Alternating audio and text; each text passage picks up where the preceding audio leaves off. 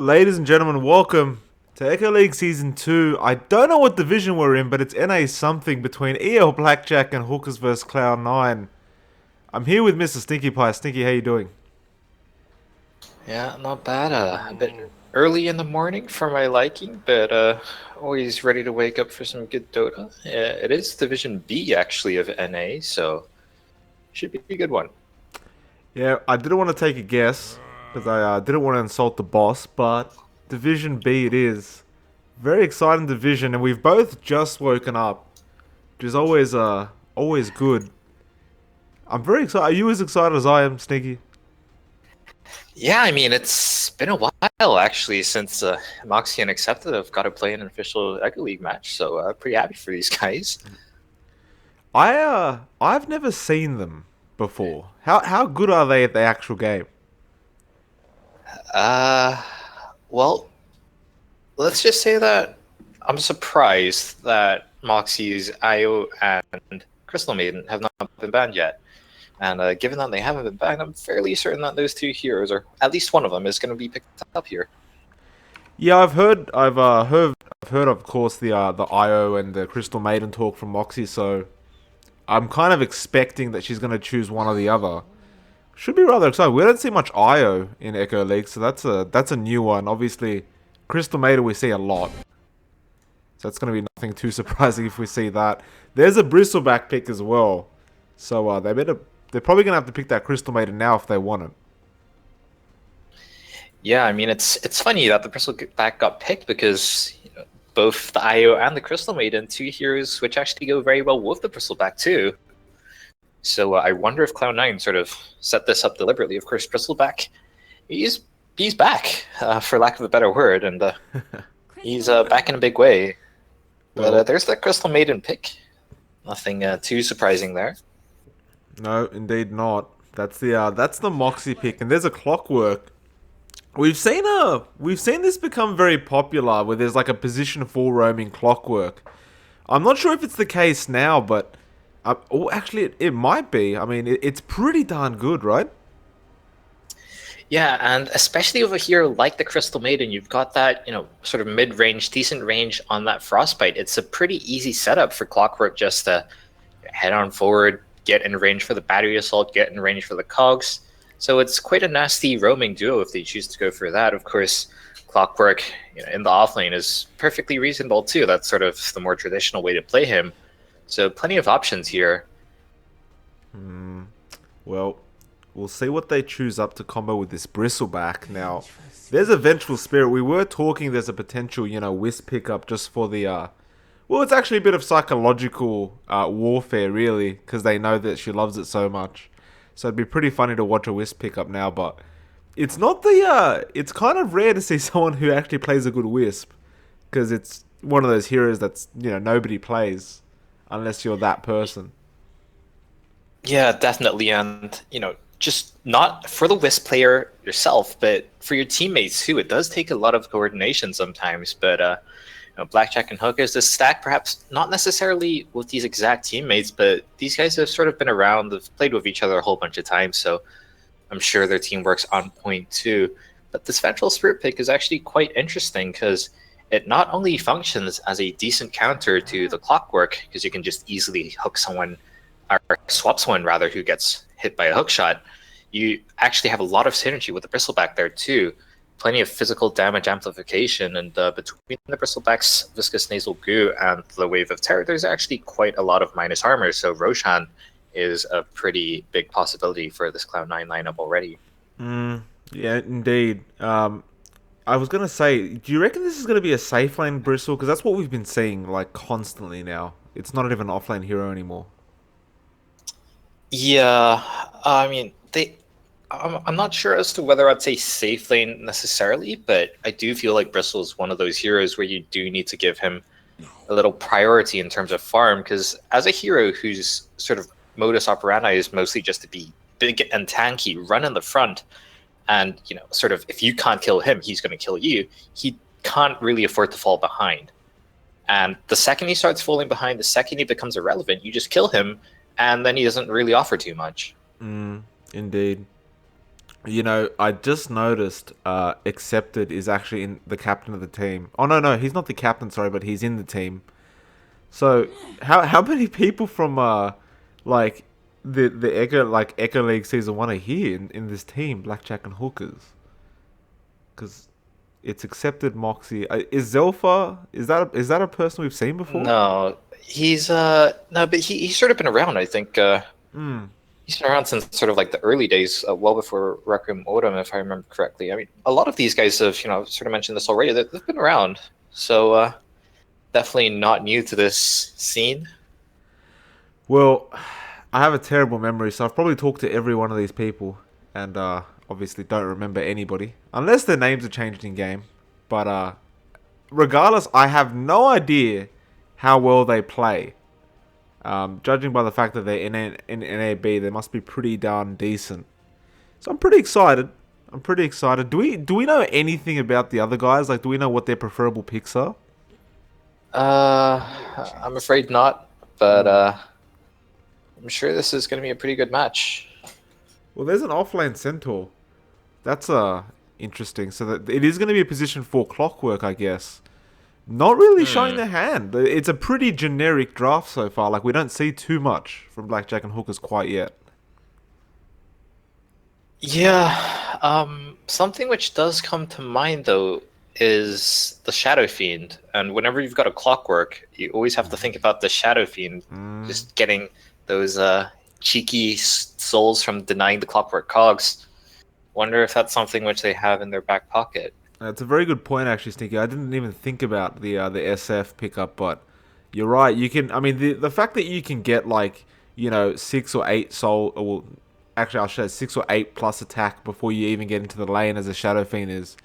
I mean, it's the biggest bonus you can get as a Shadow Fiend because that's where you struggle so much. So if they pick it up, it's gonna be pretty darn good. But there's a Pudge pickup as well, which are a bit unexpected. How do we feel about the Pudge? Yeah, I mean, it's another one of those heroes which is decent against the clockwork because if anyone ever gets hit by a hookshot tracked in the cogs, you can just hook them out too, or pretty much anyone who gets initiated on, you can save. So there's that defensively, but offensively, Crystal Maiden, pretty squishy target, not hard to hook at all when she's channeling a freezing field. So the Pudge pick definitely does make some sense, but I almost feel like they're perhaps over investing against this clockwork. They already have the Vengeful Spirit, who, you know, obviously it's a bit different, but does fulfill a similar role. Well, there's something a bit surprising. I really thought after we had that conversation that it'd be an SF pick. Like I was so confident, but Invoker is the pickup. Now that was I mean, like I said, I don't know any of these guys' playstyle, but that's a bit interesting. I really thought it'd be an SF. I was really confident about that. Yeah, I mean, Invoker does have his, synergy with this team in his own right. You've got the Clockwork, obviously, a great, target to sort of set up for his, a Sunstrike. Similar story for both the Centaur Warner and the Crystal Maiden. And of course, Invoker does benefit from that Arcane Aura quite a bit. So definitely not a bad pick. I think the question now is going to be whether it's a Quas Flex Invoker or a Quas Exhort Invoker, because there's benefits to both. So, as we just talked about, there's multiple good setups for a Sunstrike, and that's one of the greatest strengths of the Classic Exhort Invoker. But at the same time, a lot of the heroes on Clown 9, they're very mana dependent, and they don't have the largest mana pools. So, getting a few points into the Wex, getting that mana burn going could be pretty good for them too. It's a very good point. Like you said, I mean they've got the cogs and the frostbite set up for the Sunstrike, but oh goodness gracious! But like you said, I mean if he went the Wex build where he with the EMP, that would be kind of ridiculous, because Bristleback, Vengeful Spirit, and Pud and Viper even they're gonna have no mana in one EMP. Like it'd actually be hilarious to watch. Um, that would pretty much stop Bristleback in his tracks, pretty much. Hmm. Yeah, and they've got a very tanky lineup. All of their heroes actually relatively tanky, but doesn't mean too much when you don't have any mana. So definitely something to think about. Hmm. Speaking of the tankiness of these heroes, actually, I'm gonna look this up now, but I believe actually somehow both these agility heroes actually have higher strength gain than both these strength heroes. Well, that's pretty hilarious. Well, I mean, I was about. That's actually a pretty funny point to make because, yeah, no, you're right. And I wanted to talk about this Viper pickup because nobody likes watching Viper, or nobody likes watching or playing against a Viper. How is this going to go against an Invoker? Like, it can't lose, really. Like, in an equal kind of matchup, a Viper can't lose against an Invoker, surely. Yeah, that's pretty much it, and he's guaranteed some degree of farm. And we're talking about that sort of roaming duo of the Crystal Maiden and Clockwork. He's a pretty good hero when it comes to dealing with that aggression too. So a solid pick, if nothing else. I'm not entirely convinced that he'll be able to sort of dominate his lane, bully out the Invoker too much, because that can be hard sometimes. Sort of Invoker's fallback sometimes is just, you get the Forge Spirits up, you get the Alacrity going, you're still able to find farm yourself, but Viper should be able to hold his own in lane, for sure. Indeed, there's a Weaver pickup which shocked me a bit, but now I mean I'm assuming it's an offlane Weaver, but it could also just be an offlane Bristle. Oh, hello. There's a hero I'm very familiar with, Stinky. I do like the Lycan pickup. Yeah, that's an interesting hero for me because they've picked it in conjunction with the Clockwork, and Lycan is one of those heroes who really wants to just get right on top of a target and stick to them, and sometimes Clockwork can make that a bit hard. I like it. I mean, if you the way I play it is I simply go like objective based gaming. So I literally like if there's a team fight, I'll literally be just taking down towers and stuff. But I guess at the end of the day, the only other core they really have is the Invoker that can deal out any damage. So they're probably gonna need this Lycan to fight, unless they're going for some push style lineup with the Forge Spirits. But even I can't like it's not. I don't know. I actually don't know what they're doing with this now. Actually, now that you mention it, I do like Lycan though. Yeah, I'm thinking it might be one of those sort of for protect one style lineups where they run around with a whole bunch of heroes. The Crystal Maiden, the Clockwork, the Centaur. Maybe bring in the Invoker and a Sunstrike, and just like you say, have that Lycan sort of off in the side doing objective-based gaming. But it should be interesting because one of the things which Cloud9 have a lot of actually is slows. The Viper, the Pudge, and the Bristleback do offer a fair amount of slow. And while you're in your ultimate form, Lycan doesn't really care about that kind of thing too much. So I definitely see the value in this Lycan pick. There's some value. I'm just, I think we're both concerned about how the hell they're gonna, like, what they're gonna do with it, exactly. But we'll find out soon. We'll find out very soon. We'll do the usual. I'll call out the Radiant. You get the dire side. So, see a quick Sunstrike there. We got on the Radiant side. We've got Is it Kendi or your girl? These I'm not sure how they make these names, but Kendi. We'll call it Kendi. Super fast Jellyfish will be on the VS. We see a Pudge who's already a top lane, ABXYZ. That's just great. I don't know how... Do you know how to pronounce that name? Yeah. Yeah. Well, we're probably just going to go with Pudge until I learn later how to pronounce it. Big Bad Wolf is playing Bristleback. And finally, we have a Weaver being played by Rogaine. Rogaine? Probably Rogaine. And the Dire, please. Yeah, on the Dire, we've got Accepted playing the Lycan, Moxie, of course, on the Crystal Maiden, Zypher on the Clockwork, Pilo playing the Invoker, and Colvillain playing the Central Warrener. And now that I'm actually in game, I was actually wrong about Pudge's strength gain. It's actually higher than those other two heroes, so a bit of a correction there. Well, that's one positive, I suppose, towards the Radiant side. But yeah, we'll see how it goes. They've actually managed to get this top bounty rune. It looks like so there's going to be no contention. They've rotated pretty well. Actually, they could be a contention, but no, they'll get it and they'll just walk it off. And I was going to say the Clockwork. So the way you pronounce that is Zypher, is it? Is it? I don't know, actually. I'm going to look that up. These damn names. I just, oh, there's a frog. These damn names make it so difficult. So we'll find out. Otherwise, I'm literally going to call him Zypher and he's going to get upset with me after the game. We'll find out, maybe. Are you checking how to pronounce that? Yeah, If anyone I'm surprised Alpha actually. Zilfa, if anyone in the Twitch Yeah. chat knows how to pronounce it, please just tell me. Otherwise, we'll call him Zilfa. It looks like it's an aggressive tri lane on the offlane side of the Radiant, but on the die it's a defensive tri lane. So there might be some fireworks here, Stinky. I don't know who's got the better lineup here for the tri lane, but I'd imagine the Radiant actually going to have a good time. Yeah, this sort of Crystal Maiden clockwork duo, it's great for finding lone targets and just isolating them, taking them out, but not so much in terms of just sitting in lane. Oh, they've gone for the cogs here on the Pudge. Now the Frostbite as well, and accepted. He was copping a bit of damage, but I think he's going to turn this one around, Zelfa. He's still chasing, but no battery assault quite yet, of course. Rogaine, he's going to have to back off as well. Super fast Jellyfish. They're all just going to walk off, but I mean, Pudge copped a lot of damage, forced to use the salve. Now the Frostbite again onto Jellyfish, but Pudge has actually turned around and he's gone on to Moxie. And Moxie, I think she might die here unless they actually kill off the Pudge before her. And who got it? Oh, Pudge actually got the first blood. So I guess at the end of the day, he won that battle.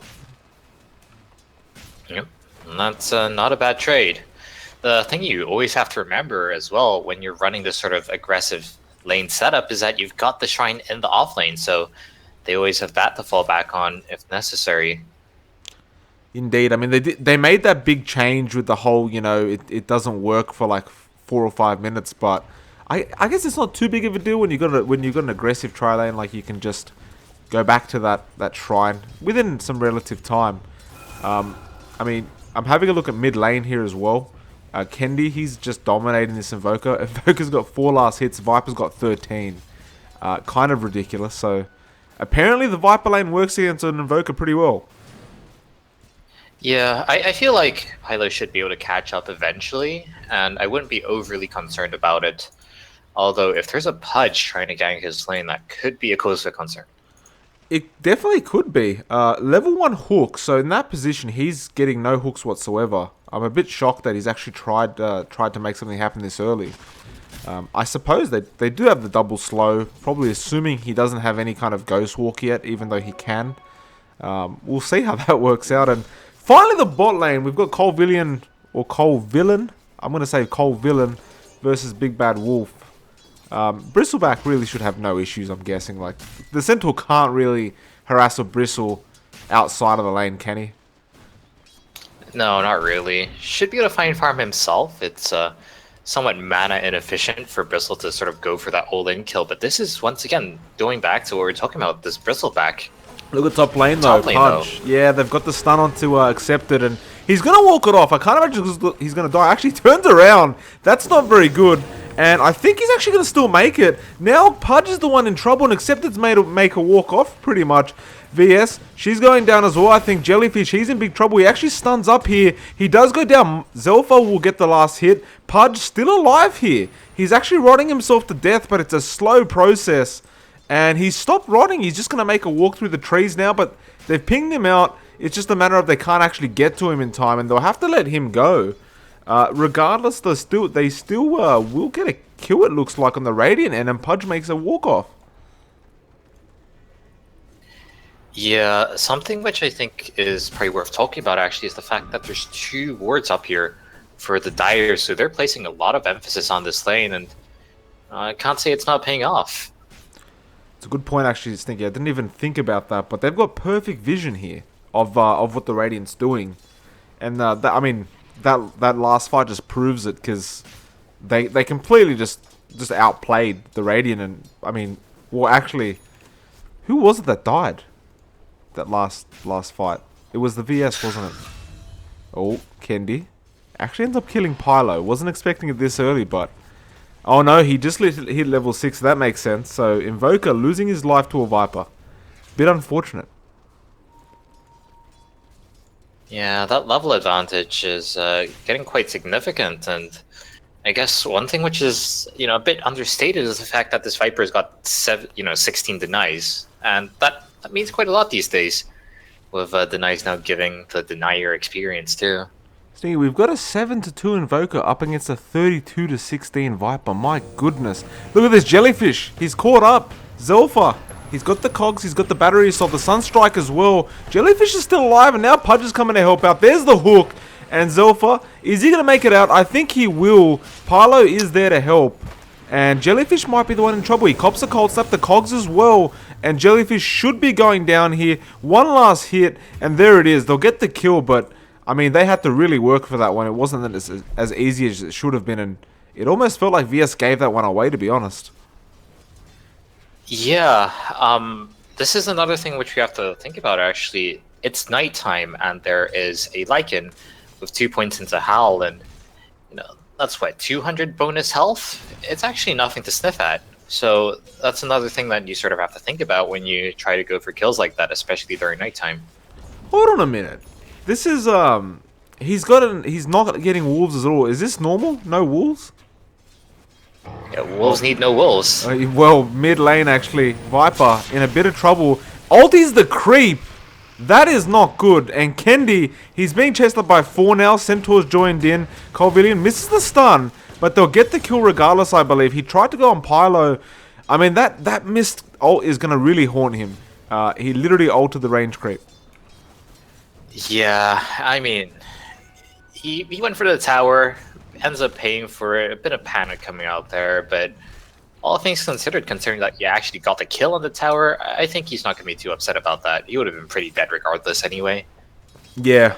Well, we were just discussing, actually, hold on, Zelfa. He's going after the Rogaine, and actually they've caught him. The Dust as well. Now they're like an ultimate, and I think Weaver's dead. It was actually pretty well played, and maybe this is what they were going for with the Like and Clockwork combo. They can actually catch a Weaver out, surprisingly enough. Yeah, and I don't know if he's going to go for it, but once Lycan gets up to Necro free, it's a pretty good solution to the Weaver just being able to burn away all his mana and just chase him down to the ends of the earth. So it's not too bad in that regard. I think it's just more of a problem of actually getting onto people. Zelfa, he's going in again. Kendi, he's been caught out, but he's dealing a lot of damage. Weaver's there as well, and that's a pause. That's the pretty bad time to pause. He's actually misclicked as well. That's a bit unfortunate. Let's unpause Kendi. He was stuck in the cog, still is in fact. Frostbite from Moxie, but I think this is a bit of bad timing because Pudge and Weaver's there, so Rogaine, no, Kendi will actually get himself a double kill. Accepted. He's going to have to really make a walk-off. The hook not coming out from Pudge, he was not in position. And actually, he's still making a rotation for it. And no, he'll let it go, but 2 big kills for the Viper. Yeah, that's just the whole sort of wrong place at the wrong time kind of thing. You go on this Viper right as all those TPs are coming in, and even though they've got the ward, by the time they see it, it's already too late. Yeah, one of my concerns here, Stinky, is that they've let Big Bad Wolf in the bot lane. He's just free farming. Like they've done nothing towards him. He's just enjoying a lane to himself. And as I say that, they're making a rotation to try and kill him now, but I'm not sure if they even can. He's got 2 levels in Bristleback. They're going for it now. There's the ulti from the Centaur now. The cogs, the stun back as well. Sunstrike, and clearly I'm wrong because they killed him pretty darn fast. Yeah, I mean, as you say, 2 points in Bristleback, it's not quite the full floor, and it can make a difference. The other thing, actually, Bristleback, he doesn't seem to be that farmed. Does he have any items? Sort of, no. I mean, he's sitting right now on, working towards the Vanguard, but as it stands, no real tankiness items. He's got a bunch of regen with the Bassi and the Ring of Health, but that doesn't mean too much when you're fighting for your life.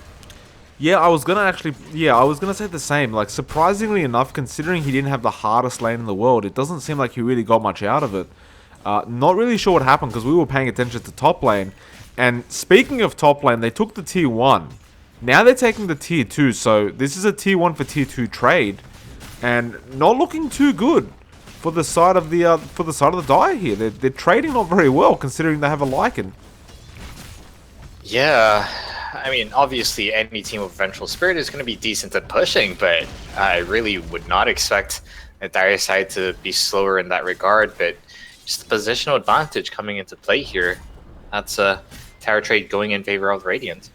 Indeed it was. Big Bad Wolf, he's sitting in the trees just waiting at the moment. Actually, mid lane, Pylo, he was getting jumped on, but being smart, has a TP. Gets the hell out of there as soon as he gets ulted by the Viper, and That's all she wrote, really. I mean, that's the one counter for Viper. He can't stop you from TPing. So you've just always got to have that TP available. Yeah, I mean, they're losing in towers, but apart from that, it doesn't look like the die is doing too bad. Late game, how are we looking for the die in comparison in terms of draft? A lot of it's just going to come down to the positioning, things like vision. We're talking about this Lycan and what he can do to, structures. There's an Invoker in the game too, an Invoker, another one of those pretty good split pushers. So I think a lot of it is just going to come down to, who is able to get onto towers, who's able to get better positioning, maybe play around things like Roshan. Indeed. I guess you're right. The thing is the beautiful thing about a Lycan is the game never ends until the throne's down, because I mean he can just destroy buildings. To be fair, especially if he does go the Necro 3 build, which surprisingly enough I don't see any such coming out yet. But he's probably going for the Vanguard. Oh no, he went for a Mask of Madness. This is unusual to say the least for myself. Anyway, is this normal for everybody else? I mean, at the end of the day, it's a really cost-efficient item, and one of the downsides of the Mask of Madness is that you're not getting full value out of it if you're not able to stick to a target. But like in one of those heroes, he's very good at sticking to targets with his ultimate, so does get some value out of that. On the flip side, though, the extra movement speed, which is, I believe, 17%, is nothing to sniff at, and that's actually completely wasted while you're in your ultimate form. So kind of works both ways, but it's still a pretty cost-efficient item. I suppose so. I mean, you'd assume that, rather than getting that, you could probably just, level up wolves and use that, which would probably have the same effect on buildings. I don't know how much of an effect it's going to have on the heroes, considering the points you just made, which is completely correct, being the movement speed. And even the attack speed, I feel like, doesn't matter, because nobody's ever going to stand there and let a Lycan hit them. So I mean, if a Lycan gets onto you, you're pretty dead regardless. Yeah. So, I don't know. We'll see what he does with it. Like, they take the tier 1, but again, they're losing a tier 2. So, well, to be fair, they're trading pretty good for the Dire, considering they're getting a tier 1 and a tier 2 out of it.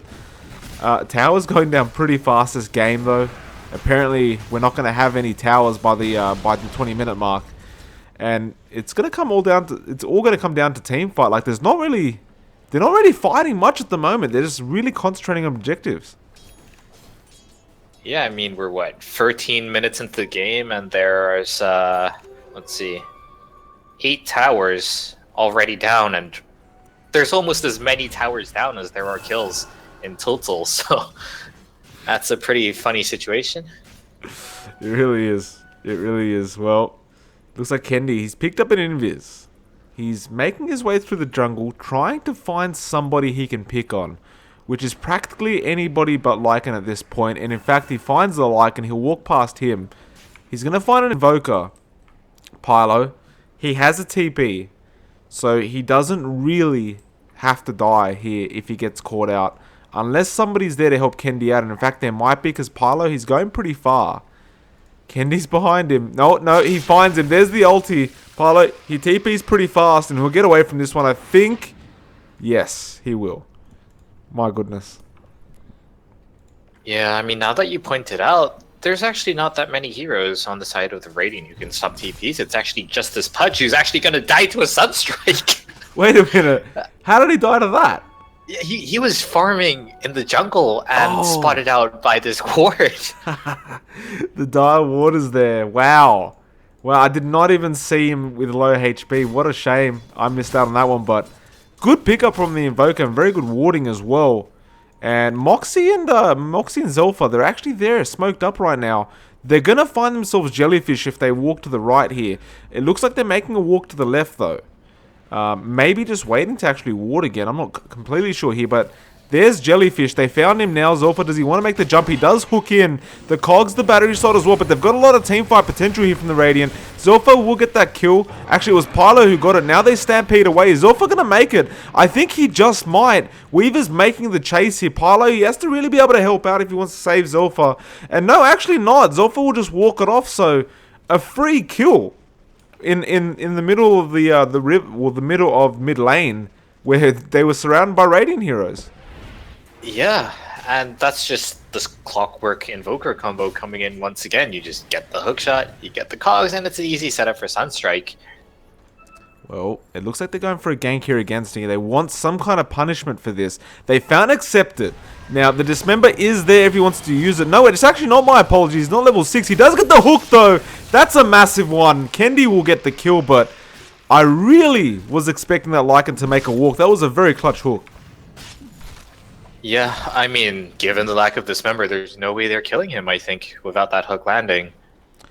I was a bit shocked, actually, to see that he doesn't even have level 6 yet, 15 minutes in. I mean, that's very, very low level for 15 minutes, but I don't know, maybe someone has been very selfish, bought his Tombs of Knowledge, not letting him level up.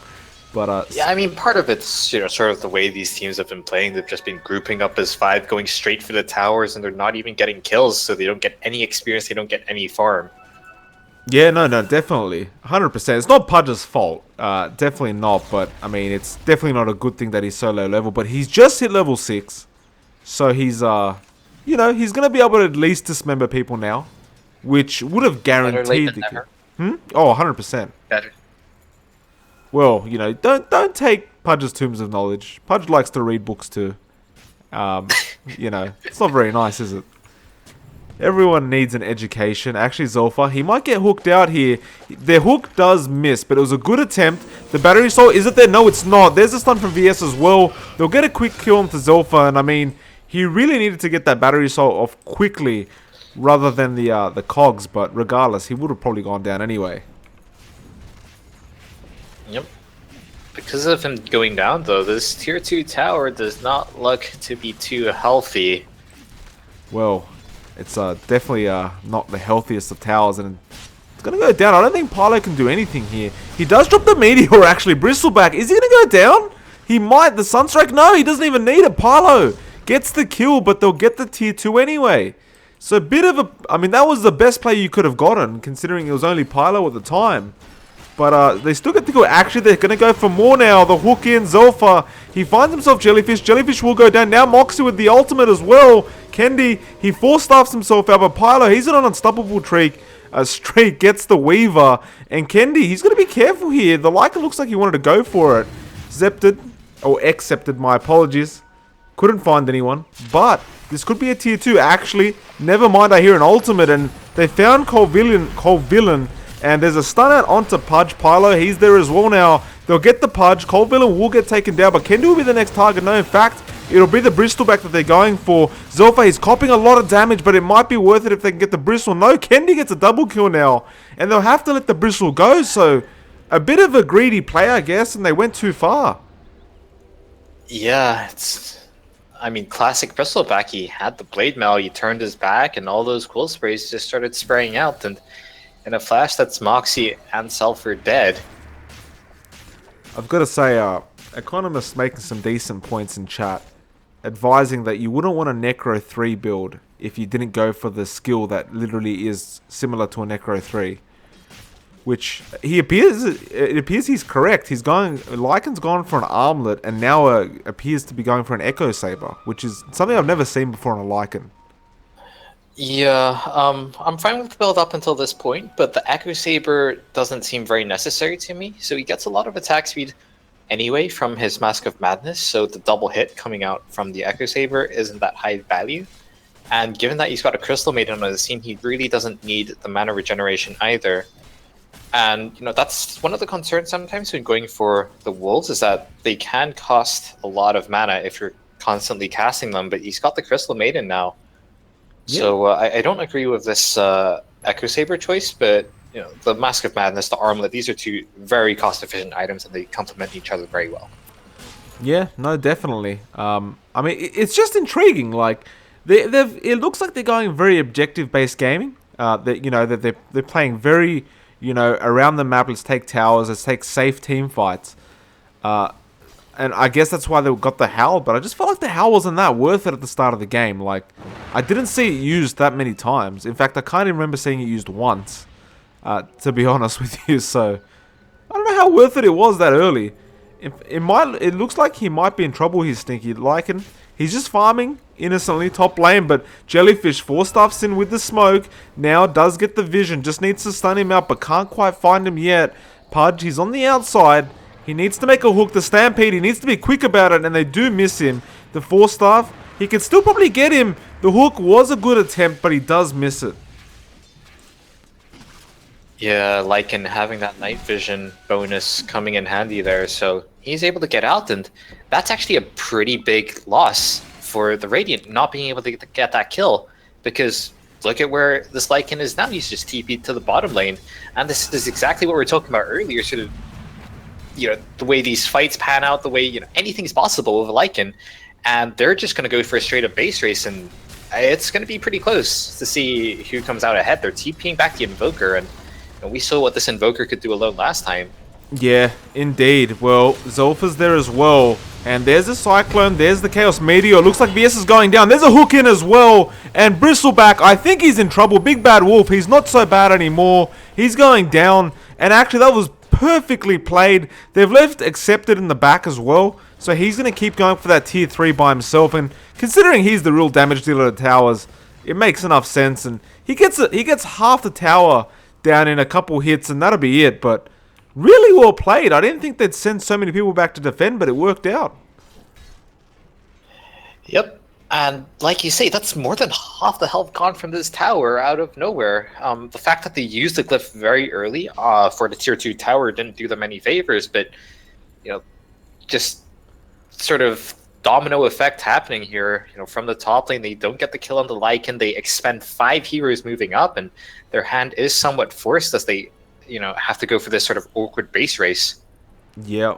I just don't... You don't base race a Lycan. This is common knowledge, Stinky. Don't ever base race the Lycan. I've won many games because people try to, so it feels good to see it. But yeah, no, this is really good to see. They're really using the hero pretty well, and they're teaching us something new, Stinky. I haven't seen this build before on a Lycan, but it actually seems to work. I like it. Yeah, and it's kind of funny to think that this is a team who don't have any tier 2 towers. I mean, they haven't had any tier 2 towers since what, 16, 17 minutes in? And just because of this one Lycan pick, they're still able to, have some say on the map. They're threatening towers. I see threatening towers. They're almost taking them down in a matter of seconds. And this is before the Invoker really comes online in that split pushing regard too. Now he's got the Boots of Travel on top of his Axe and Midas, so he's a pretty good split pusher in his own right too. Well, we've got to give some real props to Pylo as well, because I mean that man has been just the Tornado and Chaos Meteor really doing the job. Mid lane actually, Zolfa, he went on Pudge, and Pudge almost goes down, and they couldn't really finish the job. Now they're going to try and turn it around, I think, and Zolfa, he could be in trouble here, but Pudge actually four-staffs the wrong way, and actually it wasn't his four-staff, it was Kendi that tried to four-staff him forward. Still, good attempt from both teams, and they'll walk away with their lives, I suppose. But I was just saying before, Pylo, he's really getting those tornado meteors off really well. Like, he's really dealing a lot of damage to them. Yeah, this is after having a pretty rough start in lane against the Viper too. He's caught up magnificently, and he's making it work. Oh, look at this Cold Villain. He actually has to use the Stampede to get the hell out of there. Big Bad Wolf did use the goo on him, but, just ults away. Pylo, he's bot lane. He's pushing himself. So he might even just force them back on his own with the Forge Spirits. He did go for the +1 Forge Spirit talent, which are obviously good for the objective-based gaming. We'll see if they're going to keep going. Kendi, he starts attacking the tier 3 here. It's very slow, though. Extremely slow, and yeah, I think they get the point. Like, it's just not going to happen unless some heroes are down from the Dire. Not very good for the Radiant to see how slow they take the tower, though, unfortunately. Yeah, it's one of those things where if everyone was just able to walk up onto the high ground and really go for the tower, they could take it down, but they're not willing to commit more than just his Viper, and for good reason. Oh, hook attempt. Does miss, and I'm having a look here. This Bristle, Big Bad Wolf, he just... Very underwhelming for a Bristleback. Very underwhelming. Like, he really just hasn't...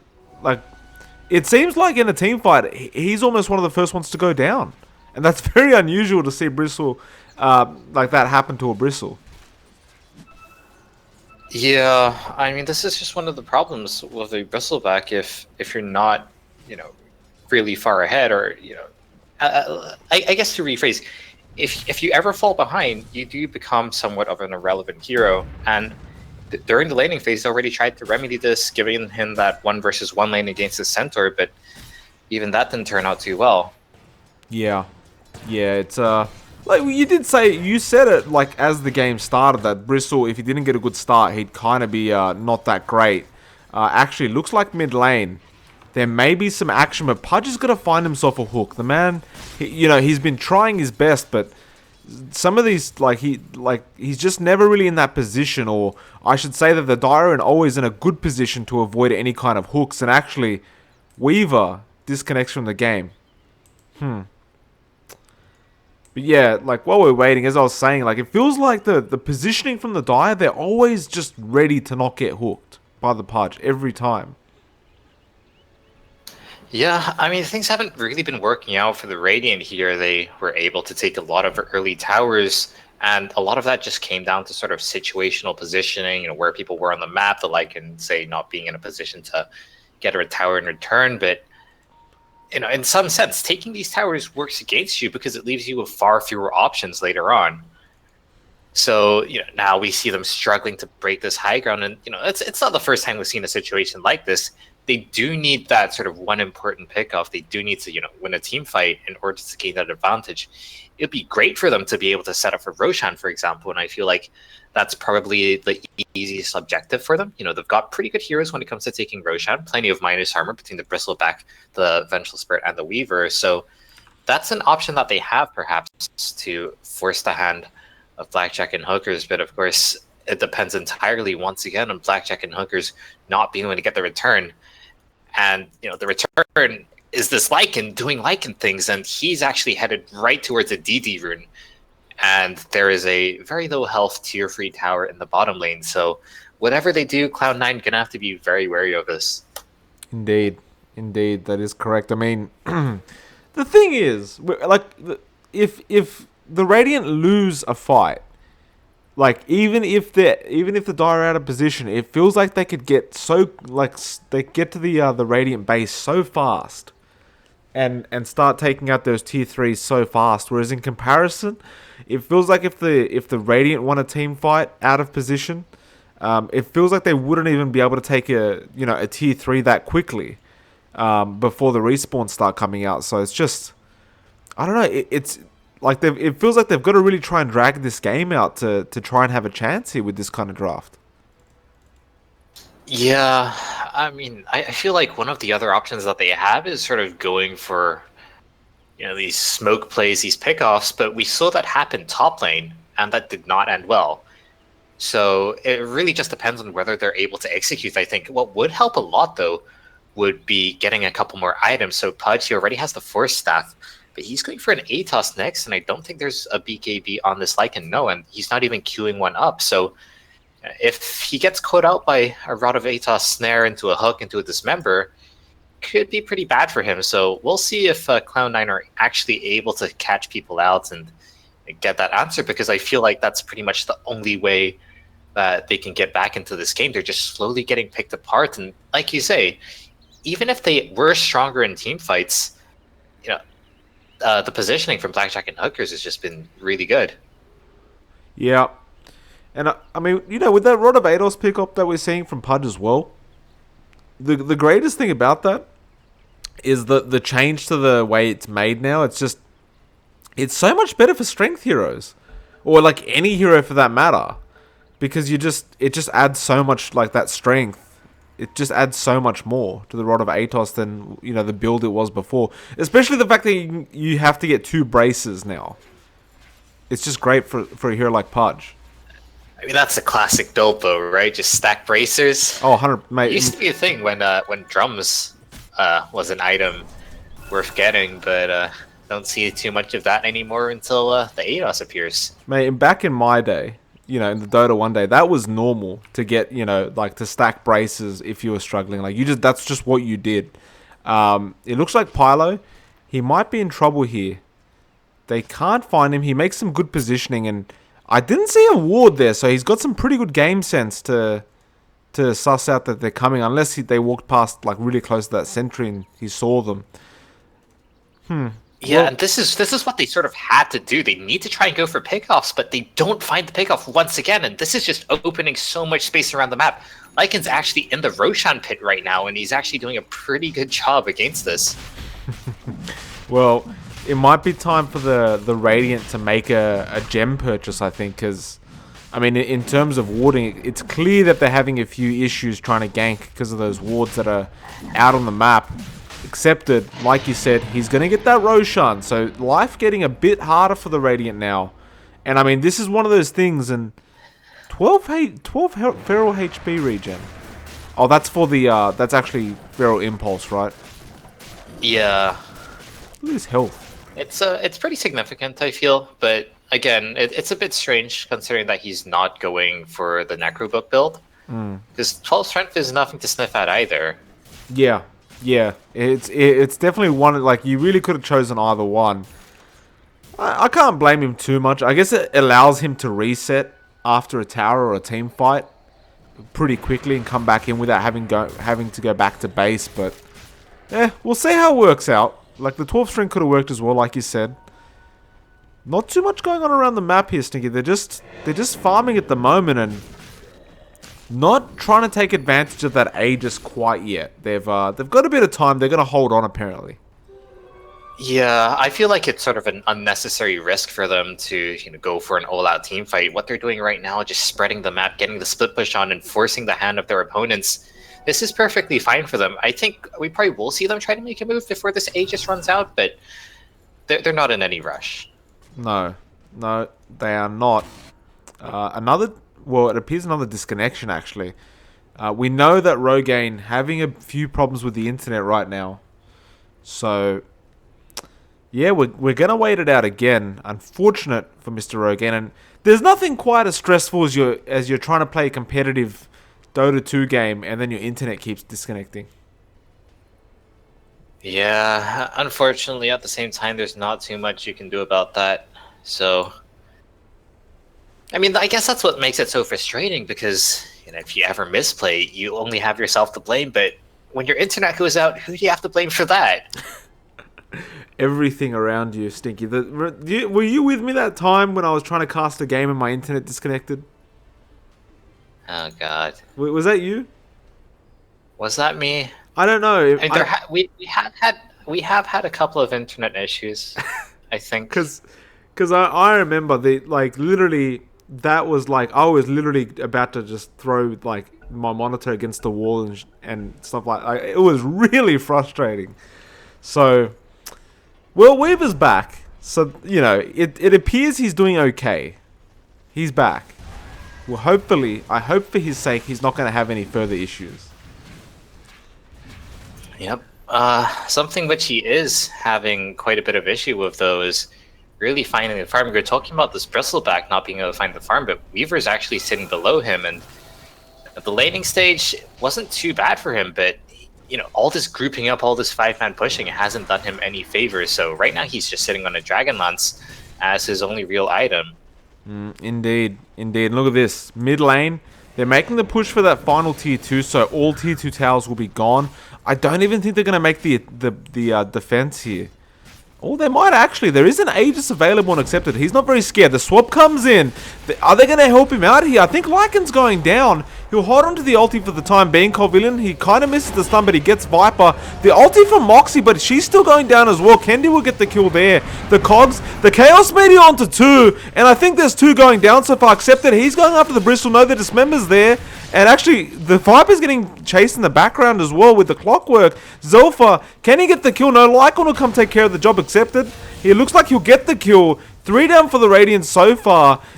Somehow Pudge ended up getting a kill onto Pylo without dying himself, so that was pretty good on his part. And actually, the Weaver gets a kill onto the Centaur. So they even it out here, Stinky. Yeah, that fight really didn't go the way that Blackjack and Hookers wanted. That fight started off 4 versus 5, and while they've got the Aegis on this Lycan, Invoker was nowhere to be seen. So the Lycan goes down, his Aegis gets popped, and then that's when the Invoker comes in. I feel like if they were all there at the start, could have made a pretty big difference. Yeah, I was gonna say it was a bit shocking because, like you said, Lycan walks in. He probably lives for about 5-6 seconds and then dies, and then the Aegis respawn time. And I just thought to myself, where the hell is everyone while this Lycan's just dying? Like, this is the perfect time to make the jump in.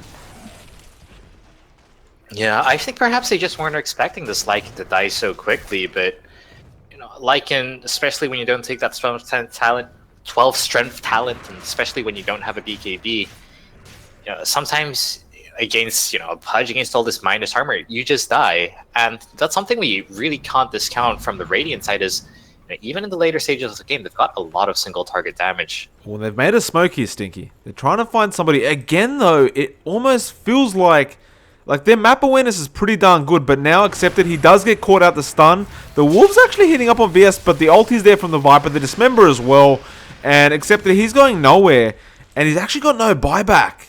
So this could be the opening they need on the Dire end, on the Radiant end, my apologies. Yeah, and the whole time, this is what they've been trying to get. We've seen that smoke top where they tried to go for Lycan, that attempt bottom where they go for the Invoker. This time it does finally end up paying off, and if nothing else, it just gives them a lot more breathing room to go for a push. I think they would have really loved to have a Roshan available, but they know that Roshan's still going to be down for quite a while. So that would have been a very good objective for them to maybe force something. So I don't know. I don't think they'll be able to get too much out of this, but just keeping the Lycan down, being able to buy some space to farm up on this Weaver, definitely can't complain about that. Well, speaking of Weaver, it looks like he's actually just gotten enough gold to pick up the full Desolator now. So that's one positive, I suppose. They got something out of it. Clockwork actually playing with VS at the bot lane, but Zelfa not really having too much of an issue. In fact, no, Big Bad Wolf, he's come in, but it's TP straight away from Zelfa, so nothing that's going to stop that. VS out of position to make the swap. Yeah, I mean, I'm not sure how much this Weaver Deso, like, how much of a difference it's going to make. Of course, in tower terms, it's going to be a hell of a lot better for them to push. But yeah, I'm not sure how much damage it's really going to do at 30 plus minutes in to a hero. Yeah, I mean, minus armor counts for a lot, of course, but now you're having to play against both an AC and a Vlad's AC on this Lycan and a Vlad's on this Clockwork. And I mean, Clockwork's been kind of quiet this whole game. We've seen a couple of nice pickoffs, but he's actually pretty farmed. This is supposed to be a support Clockwork. Indeed. Yeah, he's actually doing very well for himself. We didn't even look at Zelfa very well in the items, but yeah, he's actually not easy to kill. And if you're going to kill him, you're going to cop a bit of damage back with that Blade Mail, the Lotus Orb. He's really not going to make it easy. They're going to go for a smoke here. They have not got Pylo with them, though. Pylo looks like he's going to join them later on. Obviously, the Sunstrike is always with them. We'll find out how this goes. They're running straight to bot lane. Looks like Rogaine could be the target.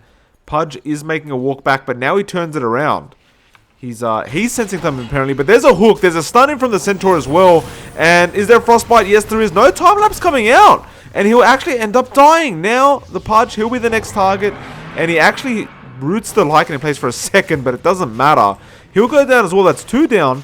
Both have buyback. But this is a pretty big play without even the Invoker. Yeah, they're going to need to use their buybacks, though. This is a Lycan, and he's coming for your towers. And that tower doesn't have too much to come for, as it's sitting at, what, 400 health? Well, they've bought back, but, I mean, the tower's going down. Oh, good swap in, accepted. He could get punished for this. Is he going to be able to get out? He's got the Howl, but he hasn't used it. The Chaos Meteor, kind of missing everyone, but gets the Pudge. Viper frostbite him up, excited, accepted, actually ends up going down. Centaur, not really in the biggest of trouble here. Jellyfish might actually go down. Moxie with the ulti as well. Big Bad Wolf surviving through this. They can't really finish anyone. No, they finished the VS. Bristleback might be the next target, but Kendi getting a double kill for himself. Now Zelfa, he's in trouble. He's going down as well. Rogaine, he's making the chase down. I think Moxie's going to be another sacrificial lamb here. She TP's out. Good Cyclone. Actually lets Moxie get out of there safely. And a 3-for-2 trade, but they lose the... Well, they lose the tier 3, and there was a few buybacks, I should say, so... Not the worst fight in the world for the Dire. Actually, Pylo, nah, he'll be fine. Yeah, there's no way this Weaver can fight while he's floating 4,000 gold. Pretty much half of his net worth is not being used right now. But I guess that does mean that thankfully the Weaver was able to hold on to his buyback, and given how that fight went, I suppose that's worth it. I definitely expected a lot more damage, and I feel like part of it's the lack of BKB on this like, and I think if you had the BKB then, it would have been a much easier fight for them. But you know, they get the tier 3. This, of course, opens up shrines, and Roshan's going to be respawning soon, so taking out these shrines is going to be very important. Indeed. Indeed, that will be the case. And yeah, I mean, they're going to take it very fast as well, Stinky. Like, it's going to take them no time to rip them to shreds. Like, I don't even know if the Radiant can contest if their shrines are getting pushed. They probably just have to let them go unless they make some beautiful smoke attempt. But, we'll see. Lycan, where the hell is Lycan, in fact? He's just farming upstairs. I was going to say, it's not going to be too surprising to see him go. And actually, Jellyfish almost goes down. The Deafening Blast misses bot lane. Pylo still going for it with the Cold Snap. Will get the kill. Almost got away with his life. But actually, Pudge breaks the Lincolns. Now the hook. It was good until the creep bothered him. And Pylo thinking about going back now. He is going to actually Rogaine. Will be there though. And still no Deso. He actually went for the Diffusal Blade. A level 2 Diffusal Blade, in fact. This is a bit strange here from the Weaver. Yeah, that's interesting. I don't see any particular reason why he'd go for that. I don't see Mana Burn being particularly effective. Stampede onto Big Bad Wolf. They missed the stun though, Moxie. Can't find the Frostbite quite yet. The Rocket's there, the hook as well. There needs to be a Cogs. They actually cog him out.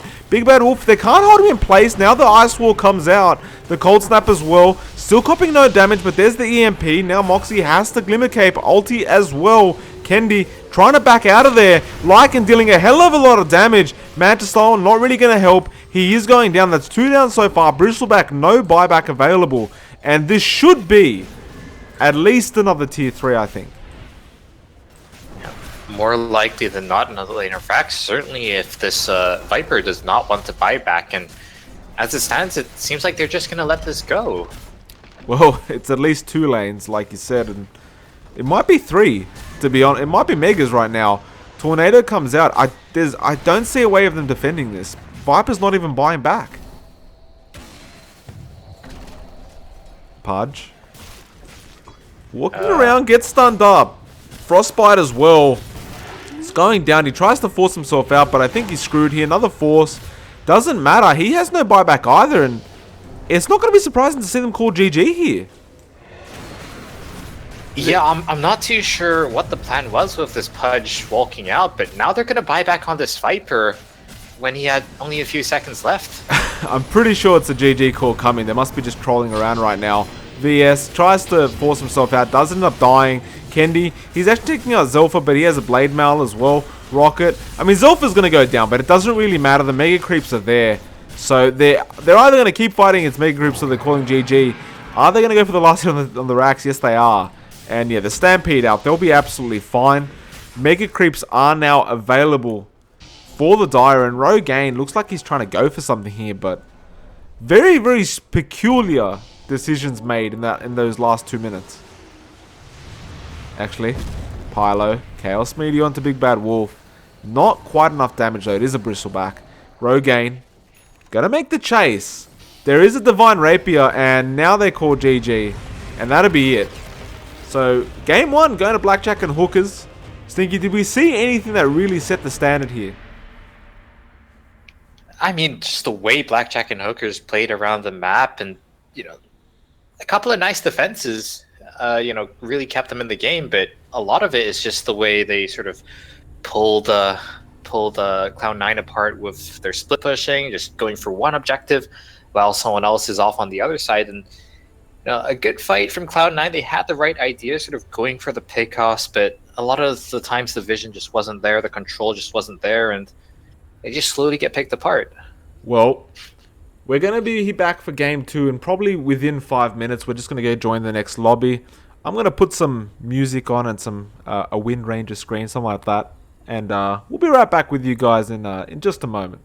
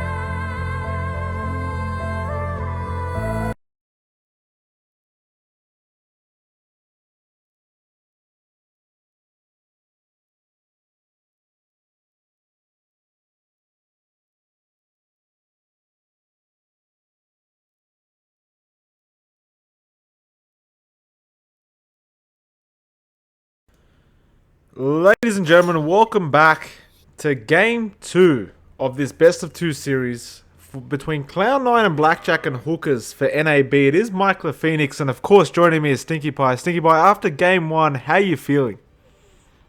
A bit torn to pieces, much like the towers of the Radiant last game. I like it. I mean, yeah, Clown9, I mean, they looked strong in the drafting screen.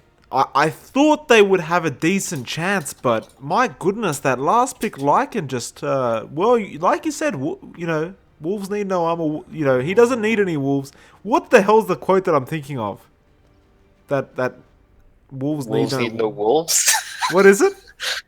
Wolves need no armor, but apparently he doesn't actually need wolves. But there's a quote you said that he says. What the hell was it? Yeah, wolves need no armor, but I mean, he evidently did need some armor. He ended up building an AC. That's it. Yeah, well, I'm pretty sure like wolves need no wolves or some crap. Economist. There's no way that's a legitimate line. We'll look it up later. I'm sure it's correct for the time being. We'll wait till the stream's finished and we'll look it up and embarrass myself later. Anyway, first pick going to the way of Blackjack and Hookers. Now, we saw CM pick up first. Are we going to see it again? Probably. I mean, if not picked up first pick, it wouldn't surprise me to see a CM in the first phase for either of these teams, really. Yeah, well, oh, hello. Sand King will be the first pickup on the Radiant side. Rather surprising. This is a bit unusual. I really thought they were going to pick that position 5 for Moxie first, but no. And there's a Puck. Hello, going completely the opposite way this time around. The mid pickup immediate here, Stinky. What the hell's going on? Yeah, I mean, Puck's a hero who's been out of the meta for a while, but recently came back in a big way into the pro scene. So Clown9 looking to get a bit of that fairy dragon action. I mean, it's a pretty unique hero for a mid laner. One of the better heroes at initiating from that role, and offers a lot of team fight, has a pretty damn strong lane, and of course can also be played in the off lane too from time to time. So pretty flexible first pick. Does have some counters though, so I wonder if picking up this Puck early is going to haunt them in the future. Well, the way I look at Puck right now is like you can struggle like all game, and then you hit level 25, and then you just get plus, what is it, 420 GPM out of nowhere. Like, it's a bit stupid. Plus 420, but apparently that's a thing now. And so yeah, Puck, you can struggle all game as long as you can drag it up to 25. You could become 6 slotted within 10 minutes. Yeah, now there's things like gifted moon shards to think about too, so that GPM is always going to be relevant later on. Pretty hilarious. And an ancient apparition pickup. Now there's something I haven't seen in a while, and I love the AA pick. I absolutely love it. The global presence, the ulti is just excellent. Now the Shadow Shaman, what is going on? Yeah, that's not a hero I expected to see. Certainly not this early on. It's a nice hero to have against Puck. Having that instant disable offers a lot of push, and Clown9, you can see them already flinching from that last game. They ban out the Lycan, so they don't want to have to deal with the Mass Serpent Words and the Lycan. But it does give Blackjack and Hookers a really strong pushing lineup, and this is against an AA and a Puck, mind you, two heroes who can be quite good against pushing. I mean, Puck, one of the better heroes when it comes to clearing waves quite safely, and AA, if he's able to get a good Ice Blast off, can end the push pretty fast. So I'm kind of surprised that they're going for this Shadow Shaman pickup.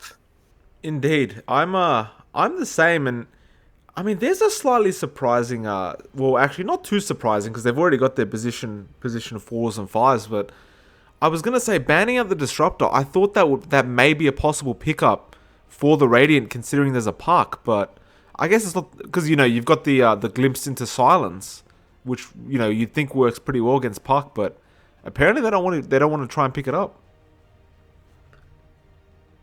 Yeah, I mean, there's obviously a lot of sort of team fight wumbo going on with this clown line lineup already. You get a couple of heroes trapped inside a dream kill. It's an easy setup for the AA, and something about the AA which a lot of people sort of forget is the fact that his Ice Vertex offers some pretty hefty magic damage amplification. So I'm sure that's a factor too when they're banning out this disruptor.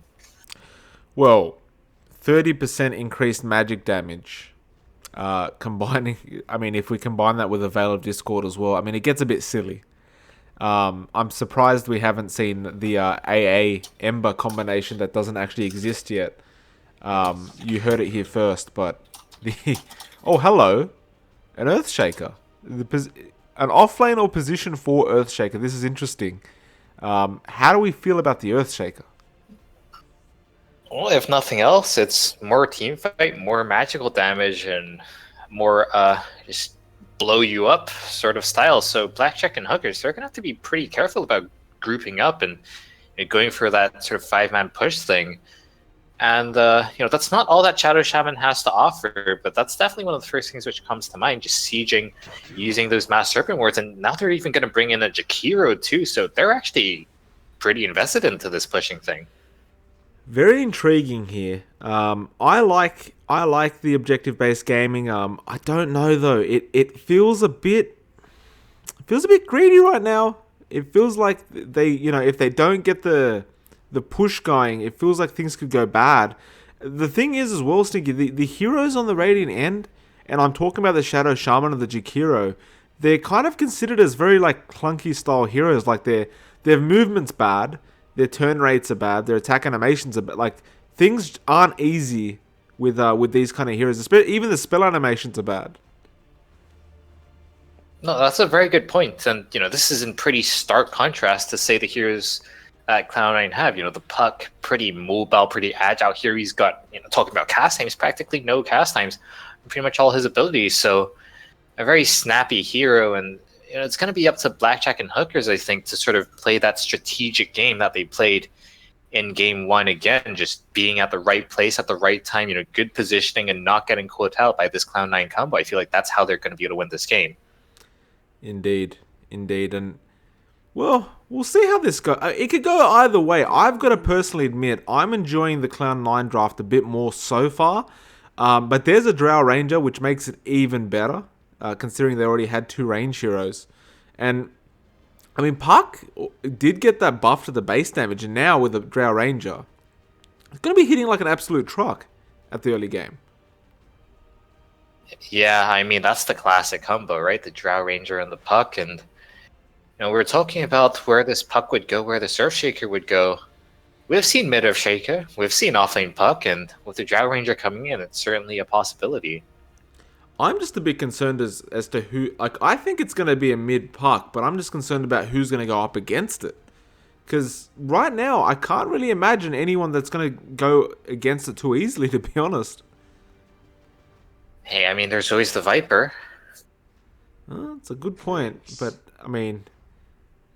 are we going to see is the question. Viper, one of those simple heroes to play, but...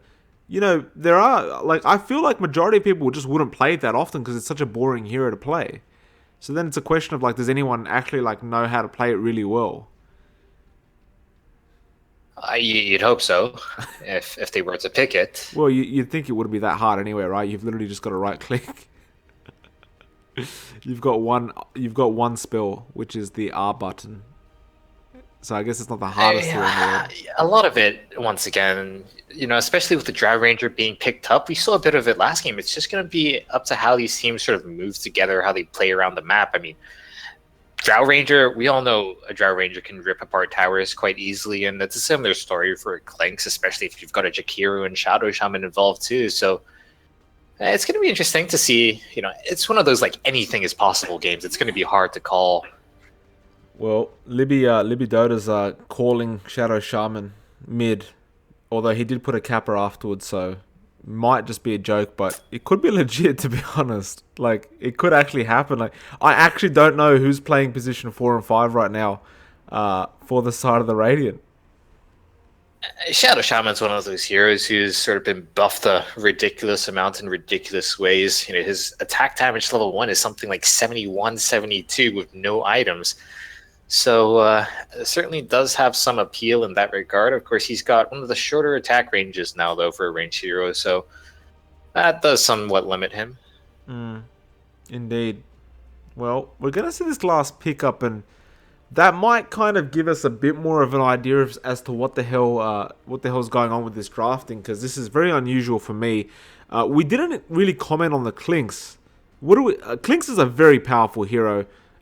Actually, he does do siege damage with the arrows as well, so he's a very fast tower pusher himself. Very objective based gaming from Moxie here. Yep, but just gotta watch out for this scary Clown 9 combo. If they're able to get a good initiation off, layer all their spells together, they could just take a team fight and fire back pretty hard with a Drow Ranger. Ooh, hello. Storm Spirit up against the Puck. I don't know about this, Stinky. Yeah, I feel like that's one of those lanes where Storm Spirit can't necessarily win directly, but it's one of those lanes where he can sort of sacrifice his life just to find farm.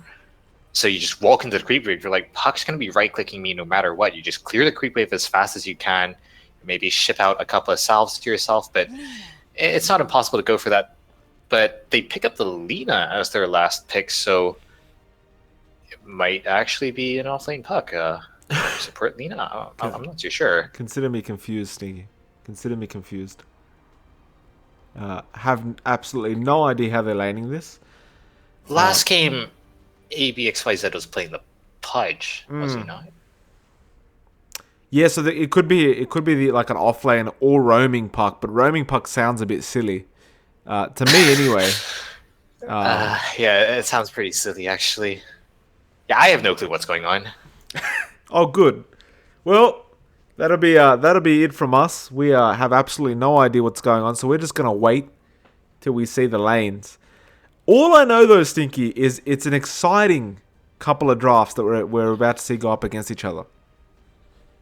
Yeah, very explosive lineup coming out from Cloud9, and they can just win team fights in an instant. I'm not sure we'll even have a chance to see them if they come out ahead. And Blackjack and Hookers, we're talking about it. They've got a fairly clunky lineup, at least with these supports. So it's going to be up to them to sort of try and avoid this team fight, not get caught out, and be able to play around the map.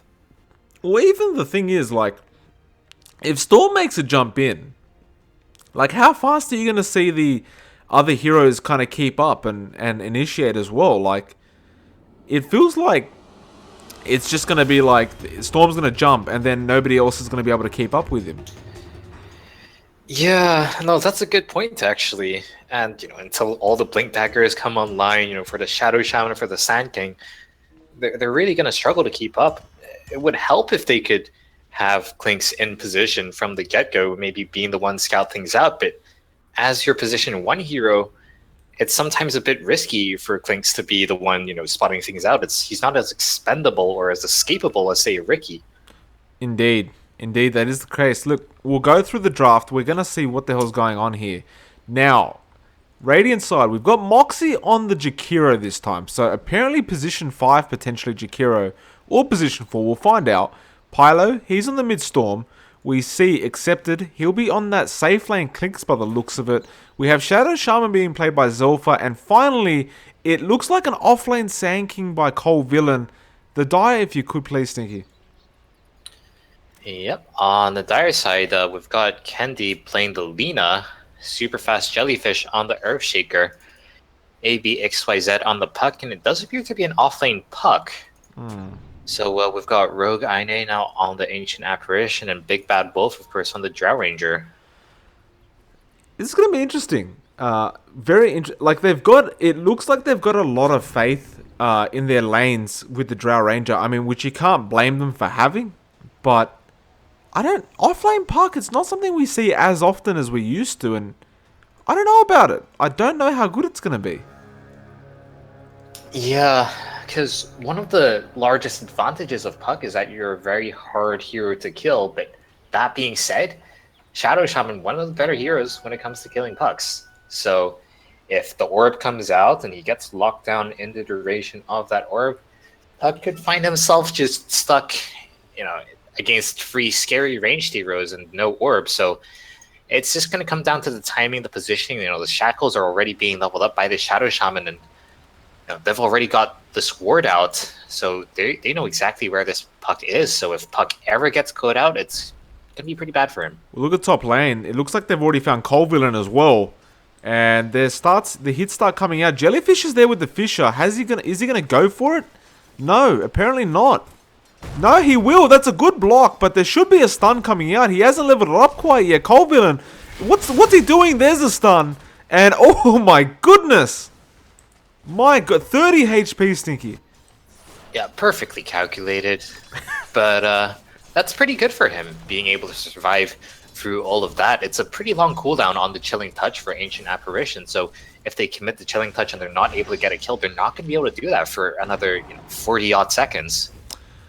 My god, I mean, it's... Yeah, actually, Puck, bot lane, almost goes down to Zilpha. The shackles and then just trading hits. You've got to look at Shadow Shaman. Yeah, currently has 74 base damage. And you get the +2 with the Fairy Fire, but that's quite a lot, actually. It's kind of insane. Puck can't trade with him. So Puck not going to have the easiest time herself. Which you did mention, of course. I mean, you'd think that, with the Drow Ranger, Puck would actually be able to trade, but no. This is a Shadow Shaman in 7.06. Yeah, no, legit. You can't trade with position 5s anymore, apparently. Just does not work.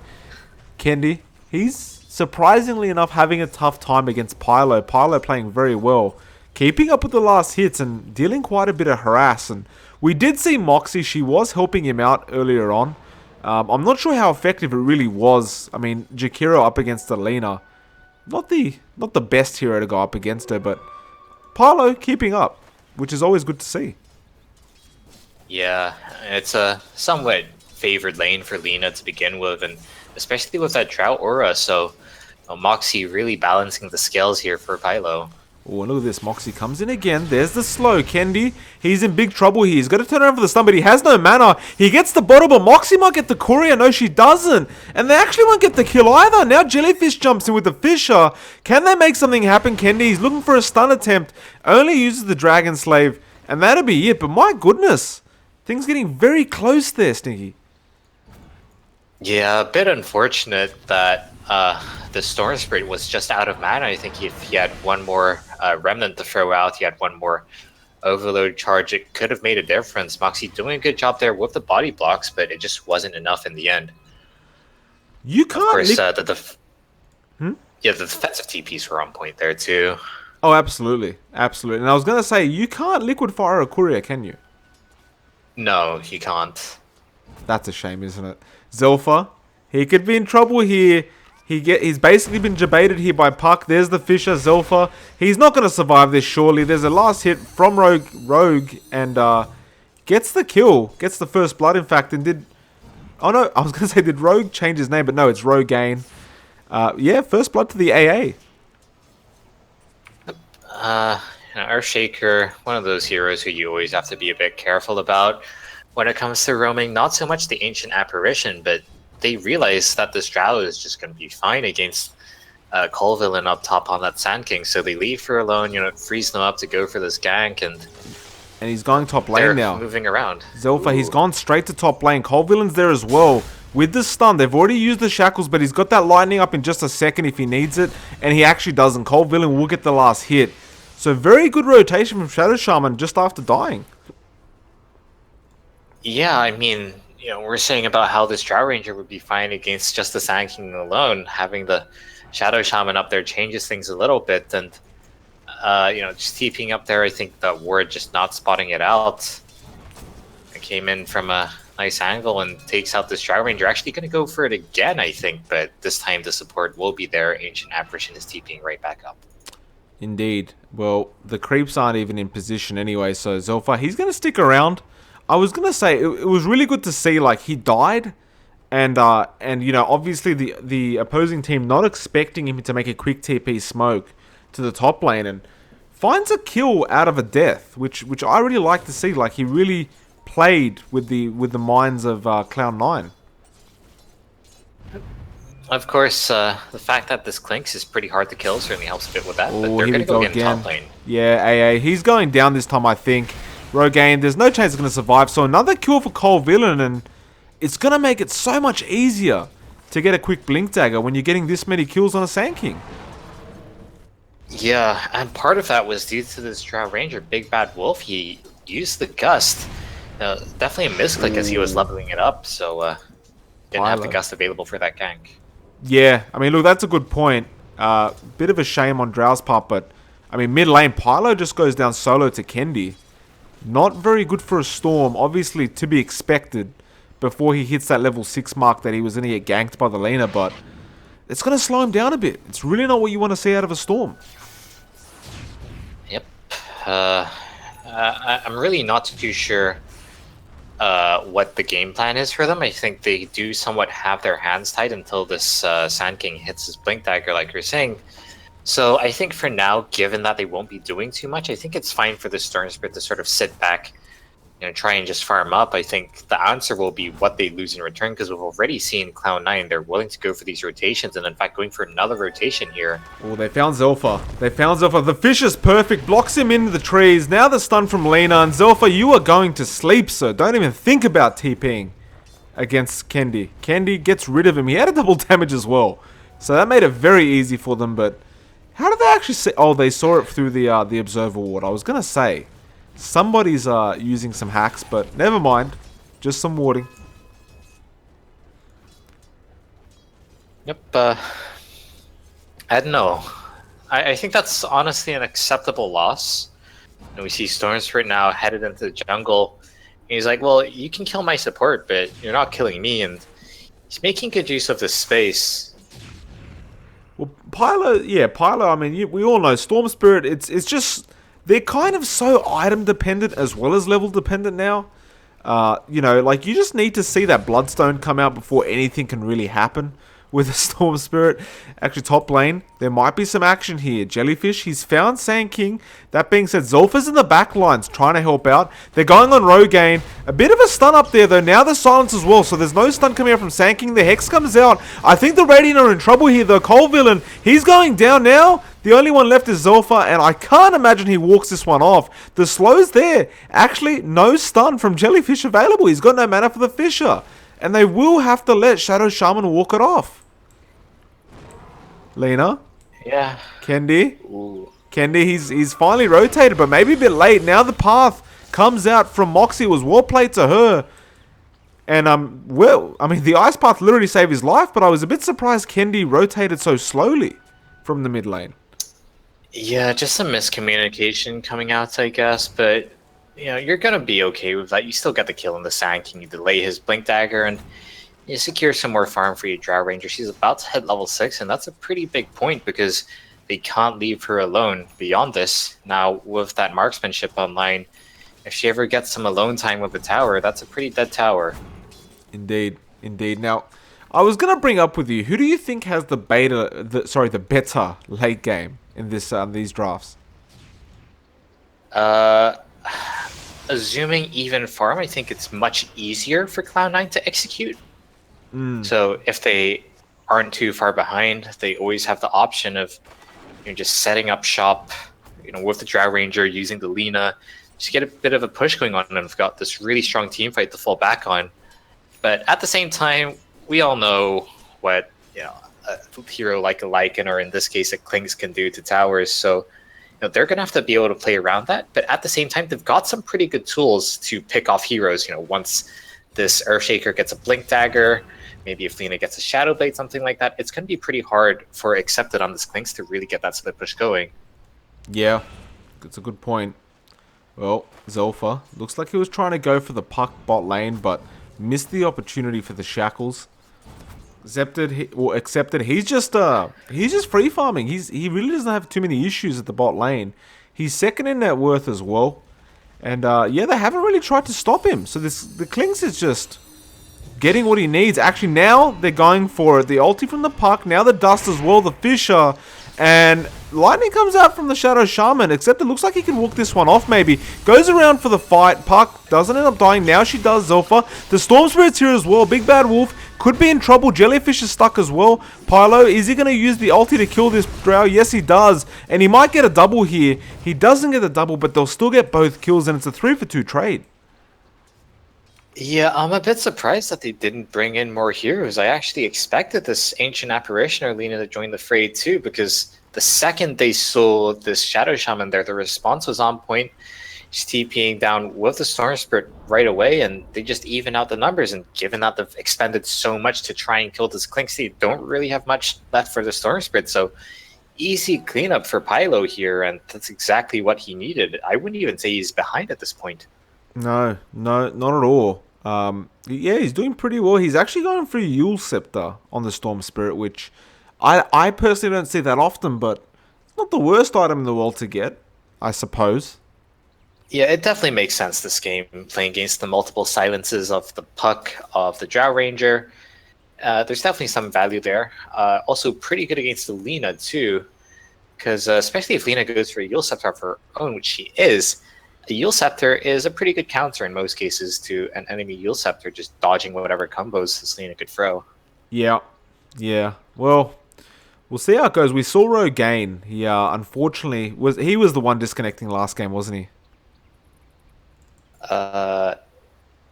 Pretty sure he was. Yeah, I think so. So unfortunately, it does appear he's continuing to have unfortunate internet issues. So we'll just wait it out for him. And hopefully things get fixed rather quickly.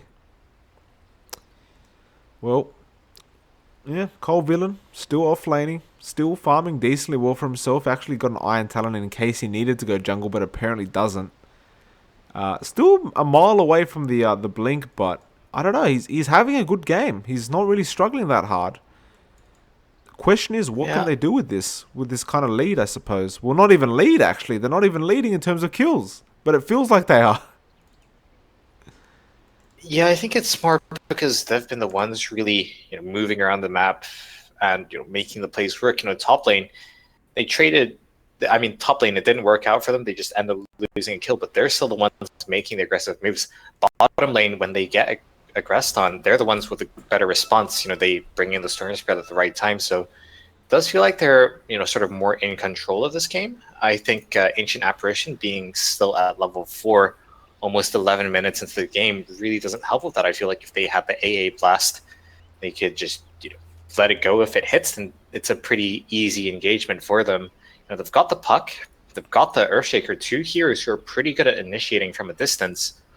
So if they had the Ancient Apparition Blast there to give them some vision, sort of secure that team fight, they do have the tools to make plays, and if they can make plays, then they can bring this Drow Ranger online, make use of this level 7 Drow, and really start pew-pewing on those towers too. Indeed. But yeah, I feel like that's probably the most important tool that they're missing right now. Well, on that note, Rogaine does reconnect to the game, so let's see if he can keep the issues, under control. We'll have to keep an eye out as well, because Rogaine, he's only level 4 so far, but once he hit that level 6 mark, that's when the AA really starts getting some work done. Yeah, I mean, it's a similar story on the side of Blackjack and Hookers, though you could argue. I think the Blink Dagger for Sand King is probably going to be the most important item this game. Yeah, well, that's it. We'll see what happens. Things very calm right now. Nothing too crazy going on. Actually, top lane, there is crazy things going on. Sand King, Cole Villain, will lose his life to Kendi, who makes a good little rotation now on a killing spree. So, Lina doing very well for herself. Yeah, delaying that Blink Dagger even further too, and that's her Yule Scepter completed. Well, things are going to get a bit bad for the opposing team. I mean, Lina is doing... This Lina knows what he's doing. He's playing very well, and with that Yules, it's just going to get worse and worse. It's coming out on the courier now, I believe. Yeah, it is, and they're just going to go for a tier 1 push now, I think. In fact, Pylo gets silenced up. The Fisher on the wrong side, unfortunately, but there's a stun, or the in, I should say, from Park, the orb in. Pylo actually gets away from it all. Barely, almost dying, but manages to walk away somehow. Yeah, that's pretty unfortunate for the Dire that they couldn't pick up that kill. I think if they had gotten that kill, it would have been well worth the ultimates that they expended. They maybe could have gone for the tier 2, but instead it just ends up being a tier 1 for tier 1 trade, and this is exactly what we're talking about, sort of how these drafts are going to line up. You just group up as 5 on the side of Cloud9, you've got your ultimates online, and you use that to secure the tower as the Drow Ranger takes it down. But Blackjack and Huggers, we saw this in game 1 too. They do exactly what they need to do. They play around the map. They don't fight this head on because how can you fight head on into an Earthshaker and a Puck? But they don't need to. They're just trading towers. Indeed. And actually, Earthshaker cancels the TP, then Puck does as well. So I'm not sure if that was a misplay for the cancellations, but well, they cancelled. I guess there was no Echo Slam available anyway, so it wasn't going to make a difference if you got in or not on the Earthshaker. And yeah, they just get a free tower. Yeah, not having those TPs available, though, could hurt them in the future. It's 80 seconds now on a TP, which can be quite significant if there's a Clinks on the other side of the map, just taking your towers and you're trying to defend them. So there's a bit of an opening here, but that being said, the only tier 1 tower left standing for the Dire is this bottom tier 1 tower, so a bit of an obvious objective to go for. So Lena's already there, pushing this one out, and with that Yule Scepter, Lena's pretty scary. Yeah. Looks like there was a bit of a mistake made by the Dire to put 2 Observer Wards down at the bot lane, right next to each other. There's 200 gold sitting there right now if anyone has a sentry. Well, what are you going to do? Sometimes you miscoordinate. You can't always get it perfect, right? Well, they're going to go for some coordinated play now, a 5-man smoke up, and they drop the scan, they drew a line, and that line's headed right for the Sand King, who's sitting at a 500 gold away from his Blink Dagger. Well, can he get a stun off the Cold Villain? No, he gets Yules, but they silence, they fish it, and he actually dodged it with the Yules, but he's going down. No, the big stun onto 5, but oh my, the Ice Path comes in as well. Pylo, can he make something happen? The Puck ulti's there. Not looking too good for them at the moment. Pylo manages to get out of there safely. The Dust used, but nobody's there with the Invis right now. And very good rotation from the Dire.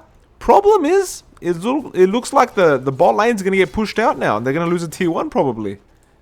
Yeah, if only they had a TP on this Puck and Earthshaker, they might have a chance at defending it.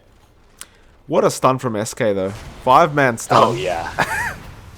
Probably one of the most disappointing 5-man stuns I've ever seen, but not much you can do about that. The smoke gang completely caught him off guard, and I guess on the bright side, it doesn't lead into an objective for the Dire. In fact, it's the Dire losing a tower here. So once again, even though they take the lesser trade, Blackjack and Huggers, they're still able to play around the map. Yeah. Well, yeah, that's it. With the Clinks, you're always just going to be able to do that, and that's just going to be one of the things that they're going to have to worry about constantly. Like, yeah, we can go for a smoke, but where the hell's Clinks? And what the hell's he doing? So we'll see what the Dire are going to do to deal with it. Like, it feels like you can't even do anything unless the Clinks is dead, unfortunately, for the sake of the Dire. But yeah, that being said, though, Clinks is killable. Oh, well, when you've got a Lena, especially on the opposite end, I mean, it can't be too hard, right, with the Laguna Blade. Well, see what they do. They're in front in kills. In terms of objectives, they're equal, I should say. No, they're down. My apologies, but very equal game right now. No real clear leader at this point, apart from obviously Kendi, who's almost 9k net worth. He's 3k ahead of the second place Storm in net worth right now. Yeah, I feel like what might change though is this Blink Dagger being purchased on the Sand King, and that they're gonna go for a smoke right after buying this Blink. But Puck has an Invis rune. Oh no! Oh no! They caught him out. And Puck actually gonna go down here. The shackle. Can she get out? The phase shift. No, the ulti. He's gonna get out of here. The orb. He makes it. Now the Lacuna and the Fisher. What a play from the Puck and SK. I mean, he just got the blink and I suppose he used it. But my goodness, that was not what you wanted to see. Now Pylo could have been in a bit of trouble. Gets out of there. But my goodness, that's the one of the strengths about the Puck. just so hard to kill. Yeah, that's pretty unfortunate if nothing else. Having that Invis rune also made a huge difference. Moxie realized what was up really fast, dropped the sentry, but that's a puck. Having those extra couple of seconds in that Invis rune allowed this Earthshaker to get in, drops a Freeman Fisher and the Echo Slam too onto this Sand King, and yeah, they take a pretty good trade there. Indeed they did. Kendi could be in a bit of trouble here in the mid lane, but no, he'll back it off just in time. Feels like Zelfa, he's going to have a few issues like at this stage of the game now. I don't know where he's going to be able to find like the capability to actually get a shackle on somebody in like a good team fight or anything, because he's just a slow hero to say the least, and he has no blink, he has nothing like that to initiate, so feels like he's going to struggle a bit later on in this game. Yeah, and literally every single hero on the side of the Dire has an ability which can cancel his shackles, so I think a lot of the value of the Shadow Shaman is just going to be able to get the Serpent Wards onto a target when it's being undefended, so they can actually do what they've been doing so far, just push the objectives, trade around the map, and Serpent Wards is great and all, but when you're just trying to straight up siege using the Serpent Wards, if there's multiple ranged heroes, as there are on the Dire, it's actually not too hard to take out those Serpent Wards from a distance. Yeah, that's a good point. Well, a man we haven't really talked about too much is Accepted, because he's really been dodging everything. He's just gone up to 7.6k, so second on the net worth now, and he's about 100 gold away from his Deso. So we might have to keep an eye on this one. I mean, he's not one to forget about, I think. Yep, I mean, they forgot about him for a second in game one, and they paid with a lot of health on their tier 3 towers, so gonna be up to a pretty similar sort of playstyle here. For once, it does seem like he's going to be joining his team as they group up here, presumably for a smoke, but looking at his score, actually, he's 0-1-1, so really has not been that involved.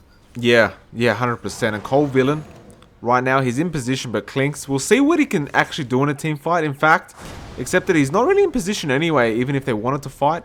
Now, it looks like he's getting into position.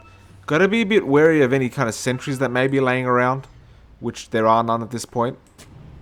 Now there is. Speaking of which, I don't know if they can make the jump here. It looks like they want to do it under the tier 1. But Pylo, he might make a jump in on the Lena. Actually, Big Bad Wolf gets stunned up, but there's a lot of heroes in the back lines. The Fisher is good. Ice Path not going to do the job. Epicenter being charged up as well. Pylo's in the middle of it. They do take out the Drow Ranger. Now the Echo Slam. ES is down, as well as the Lena. This is a big fight for the Radiant. Puck trying to get out. Will not make it, Pylo. Pylo, he will get the kill. AA is actually going to go down as well. Accepted. Well, one hit took out half his HP. Yeah, I mean, I guess that just goes to show what the Sklings can actually do in a team fight. one hit took out half his HP. I mean, a lot of things went wrong for Cloud9 in that fight. I think starting everything off was Klink's just off on the side. He showed himself, he took out the courier, and that distracted a lot of the heroes on the side of Cloud9. So when Drow got jumped on, there wasn't too much of a response, and with Drow out of the picture, Lena falling shortly after, they just didn't have the answers. Well, the tier 2 will go down. Jellyfish has no blink, so he throws the Fisher in. And looks like Moxie may be a sacrificial lamb here. Cole Villain trying to back off. Looks like he will do so successfully. And yeah, there'll be a TP from Shadow Shaman. He'll be fine, as well as Cole Villain. So they lose Moxie, but I think they'll be fine with that. They got the tier 2 out of it, and just really showing their strength at the moment. With that Klink's Deso, the tower just does not last at all. Yeah, something which was notably missing from that last team fight actually was the Ice Blast from the AA. We were almost 20 minutes in, and he still was level 5. So the Ice Blast that he just fired there to try and defend that tier 2 was the first Ice Blast of the game. And now that it's online, hopefully they'll have a better shot at these team fights, but things not really looking good for them if they can't, get the jump, they can't get the connections. The Blink Dagger just purchased on this puck is certainly going to help with that, though, so maybe they've got a better team fight now to back up this pushing Drow Ranger. Indeed, we'll find out very soon. There is a tower that went down from the Drow Ranger, tier 1 top, accepted. He's quickly scouting out Roshan, making sure there's no cheeky plays going on while that tier 1 went down. Rogue, looks like Rogaine will be the target, and again, 2 hits with that Solar Crest, and I mean, AA just drops. Absolutely drops. That's a clinks for you. It's painful to watch, honestly. I feel so bad for AA because that's going to happen all game. Oh, looks like there might be a tier 2 attempt now. Ice Path does miss. The Fisher is there from Jellyfish. Now, the coil comes out. Everyone's actually stunned up. Klinks has to be careful. Pylo goes in the backlines for the Lina. Echo Slam is committed. Pylo may be in trouble, but he dodges the stun. They actually take out the Drow Ranger. Now they'll take out the Puck as well. The AA ulti comes out, but does really nothing. Jellyfish with the Fisher. Cole Villain trying to get a stun. Can't find it. Now, Kendi's still chasing Pylo, in fact. Can't find him. Could be in trouble himself. Klinks making the chase. And no, they won't find it. They're actually out of position for the tier 2 now as well. So, not going straight for the tower for some reason. Trying to get Kendi. Didn't work out for them, but still they won the fight at the end of the day.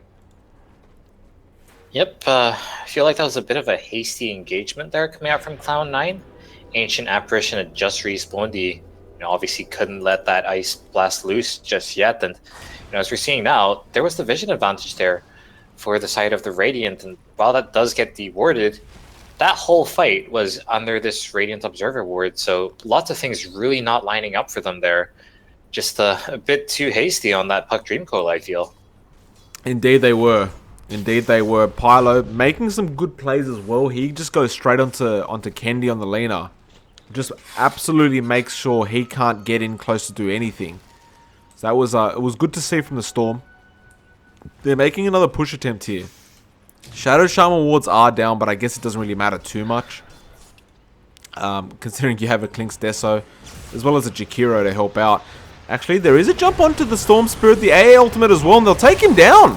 So Pylo loses his life straight away. Now the coil onto 3. It's not looking too good for the Radiant so far. Jellyfish is there as well. He doesn't have the Echo Slam, but it doesn't matter. Oh, big stun from Cole Villain. Now the Epi as well. No, he froze him up. So he couldn't actually do it. Now Zilfa, he screwed it up as well. And this looks really bad. Moxie will be the next target. The Glimmer Cape is there, but if they can find her, which apparently they can, she is going down. No Ice Path available, unfortunately, for her. So Moxie going to lose her life as well. And the only one that appears to be alive is Pylo, who did die, but he has a Bloodstone, so he respawned really fast. Yeah, I mean, a 4-for-5 team fight, you'll take that. And that just goes to show how important this Vision game is.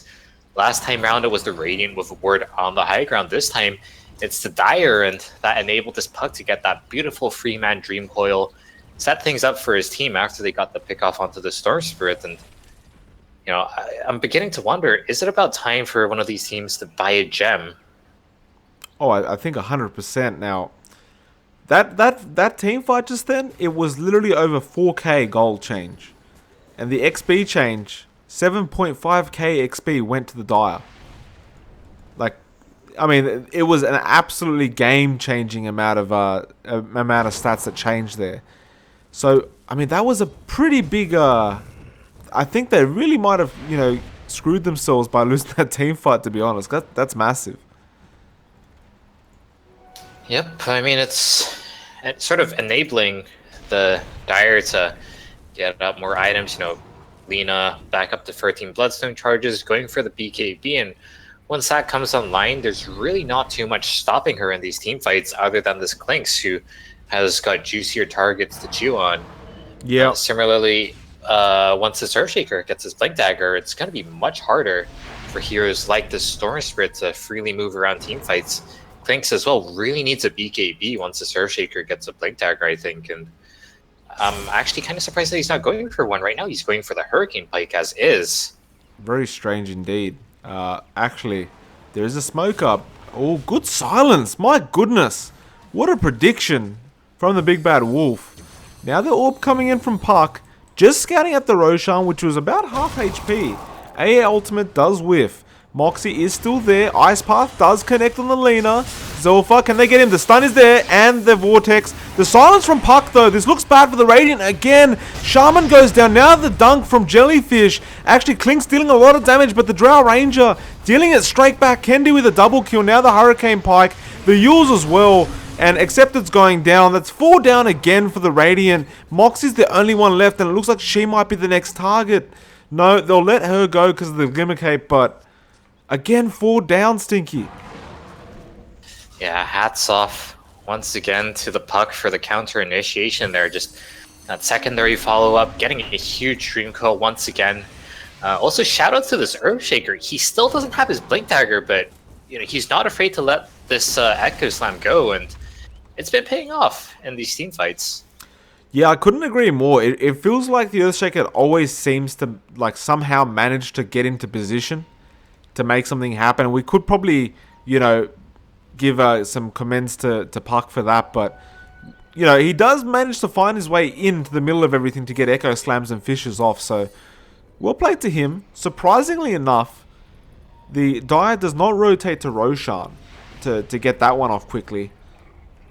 I thought it might have been an easy attempt, but opting not to after the tier 2 tower mid. Yeah, they don't actually have the fastest Roshan, I think.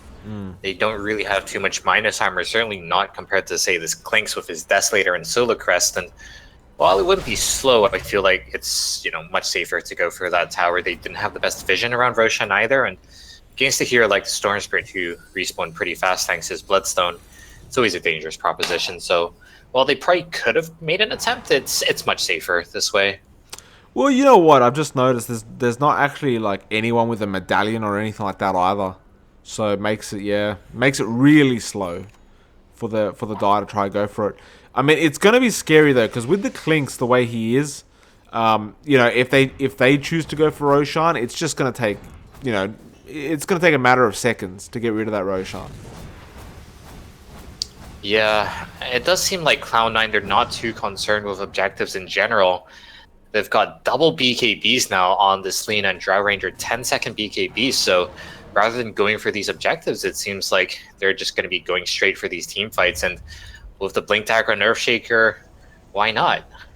Well, there's a smoke up straight away here, and they're going to go for another big play. They want to keep the momentum going. They find Moxie. The dust goes out straight away, so the Glimmer Cape not effective. They'll get a quick kill, and they might even turn this into a tier 2 tower if they really want. They spotted out Accepted. I don't know if it's a play they can go for, but it looks like they're making a run for it. The AA ultimate comes out. I don't think they spotted a Cold Villain there. No, they're still looking for Clinks, but that is a world away from you. And surprisingly enough, they do not rotate bot for the tier 2. They're going for the Roshan now with the double damage. So Kendi, he'll get it started. This could be risky though, because you got a Storm Spirit who can easily steal if he so chooses to make the risk. Yeah, I feel like they sort of headed in that direction just in case the Clinks was around, but he wasn't in position. But now that they've got a DD rune, they just go for Roshan themselves, and that's going to be pretty big for them if they put it on the Selena, put it on the Drow. They're going to be very hard to take out. We're talked about these double BKBs. How are you going to kill Alina 3 times? Because she's going to die once, she's going to have the Aegis, she's going to respawn. If she dies again, she's got a pretty much instant respawn with this 18 charged Bloodstone. And she's got the BOTs to come right back in it, so I'm actually not too sure how they're going to defend against this push. Especially when Clinks is not in a good position to get, some split pushing threat on the other side of the map. He's just sitting in his jungle now waiting for his ultimate. And this is all precious time where he's not pushing, and time that Cloud9 are going to be using to push forward into this bottom lane. Yeah, it's not going to be easy to...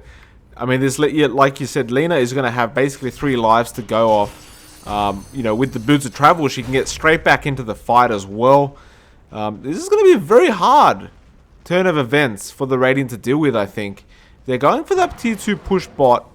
The Radiant are top. Now, they could go straight for the tier 3, but I don't know if they will try and, base race again against this team.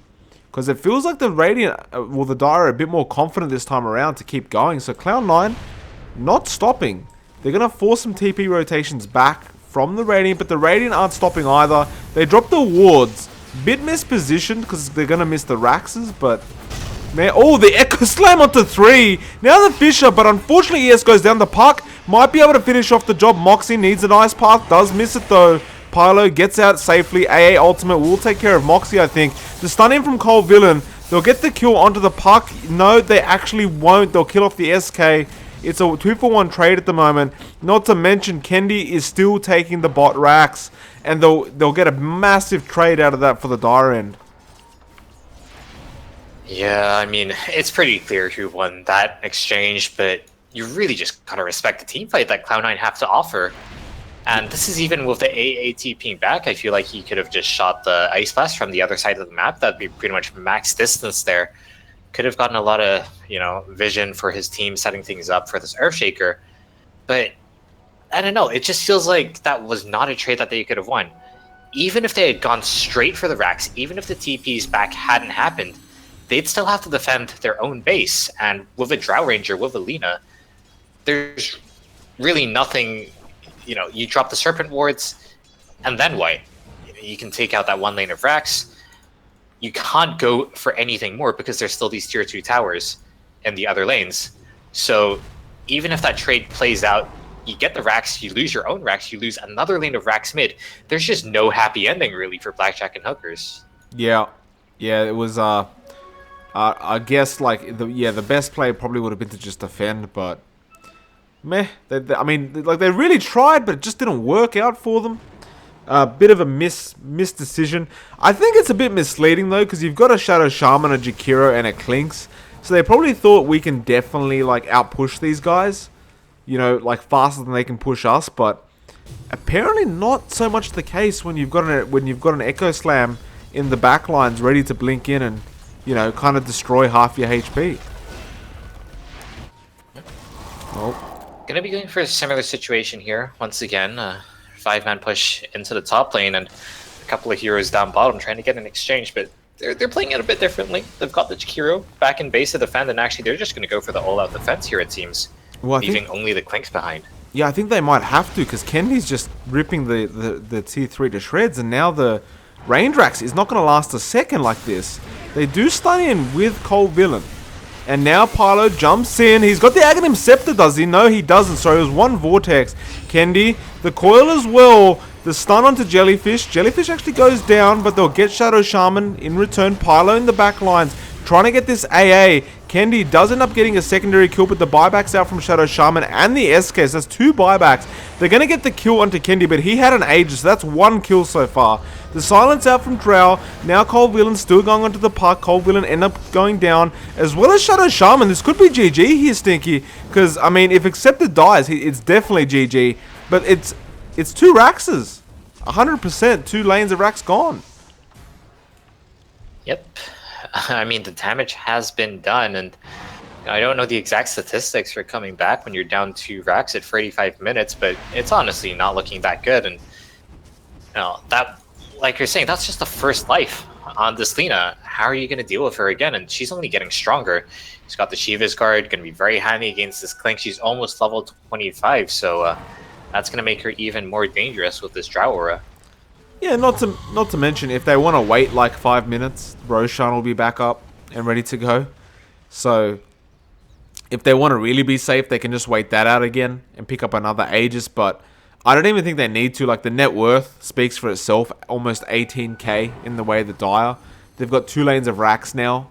And it almost felt like they could have gone for the 3rd one just then. And there would have been no contestation. But they wanted to be a bit more safe and, play it smart.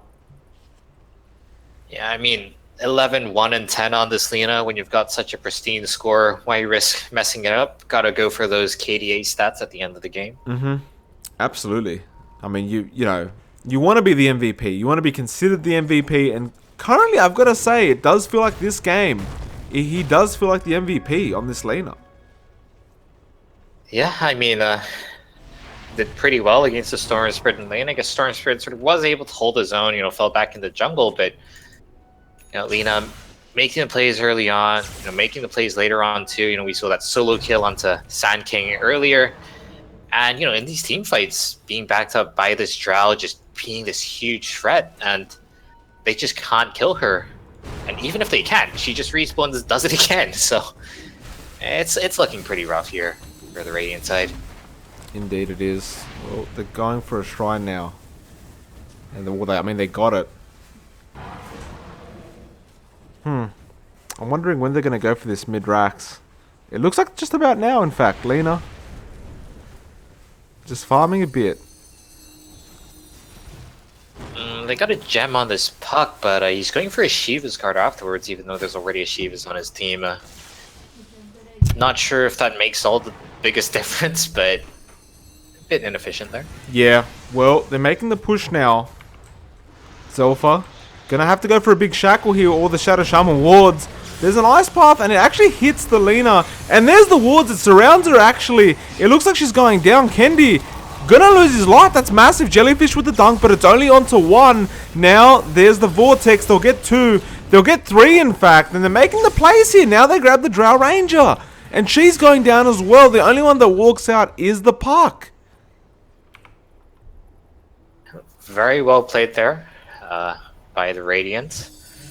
Going into that, though, they were pretty favored, at least in terms of vision. We see this very desperate ward sitting on the high ground of the Radiant, but it pays off in spades. They have perfect vision over that team fight, whereas the Dire really don't have much of a clue as to what's up. So, you know, it's a word that you never really want to have to use, but pays off massively there. So, props to Moxie for placing that one down. Oh, Storm in a bit of trouble, but does have the Yule, so the silence did not matter. He gets out. Puck doesn't have the coil to commit, but they might fight accepted. No, in fact, he's too fast. Yeah, I mean, they do have a gem on the Puck, so if accepted walks in the wrong direction, could get caught out, but that won't be the case. He's just scuttling off. And you know, something else which came in big there, I think, was the BKB from this Clinks. Just having that available, not having to worry about any of the magical damage or control coming out, just gives this Clinks so much more freedom in these team fights. So I really like this decision. He was going for the Hurricane Pike earlier, still has that queued up, but deciding to go for the BKB, I think, gives him a second win in this pretty desperate moment. And, you know, like, don't get this wrong. There was, like, absolutely no room for error there. If they lost that team fight, they didn't have that many buybacks, and it probably would have been the end of the game for them. So good on them to pull through at that moment. Yeah. Well, Roshan is also up, Stinky. I mean, they could really just, you know, go Roshan. In fact, they might just do so because Big Bad Wolf's already there. They go Roshan. They grab that and maybe go for another mid push. Because it feels like with the Aegis, it might just be, you know, it might be just too much for the Radiant to try and defend. And yeah, they'll get the Roshan. They'll have an Aegis and a cheese now. So we'll see how this push goes. Not to mention, there's a Daedalus on the Lina now. Oh boy. Yeah. You know, right-click Lina is always pretty scary, and you know she's got all these nasty talents. But this game, she's got a Drow Ranger backing her up too. This marksmanship with the Butterfly now online is giving almost 100 damage to this Lina. So you multiply that by a Daedalus, that's pretty much 200, 300 extra damage on top of these Lina's right-clicks, and she hits pretty fast too. So gotta watch out for this girl. Yeah, well, she's hitting for she's critting for about 800 on a normal hit. So, I mean, that's kind of ridiculous considering what her attack speed's going to be and the 30% chance of a crit. There's a 4-star pin, though, and Kendi might be in trouble. No, Puck and the Echo Slam from the Earthshaker, but it didn't actually do too much. The Fisher now on Moxie. She goes down as well. The Aegis has gone on Lina, but she won't mind too much, Kendi. He'll be back. The Epicenter, no, the Yules. Now the BKB from Kendi. And yeah, though, I think this is it, Stinky. They have to call GG here, or they're getting megged. So, not much of a choice. Yeah, I mean, taking out this Lina was great and all, but they just didn't have the follow-up for the second time. Yeah, Pylo, he jumps in with a double stun from the SK, but actually gets himself a kill, but he will lose his life. Now Cold Villain loses his life. That may have been the final attempt accepted. He'll be the next target. And he buys back. But, I don't really know what he can do here. He could maybe pick one off. But, yeah, these T3s, the T4s are going down so fast. Yeah, I don't see I don't see any kind of defense here. No GG call though.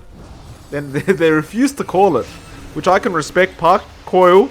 There's the GG, and unfortunately, Accepted's gonna die before the GG comes out. But Stinky, 1-1. So it's a bit of a draw coming out here in this series.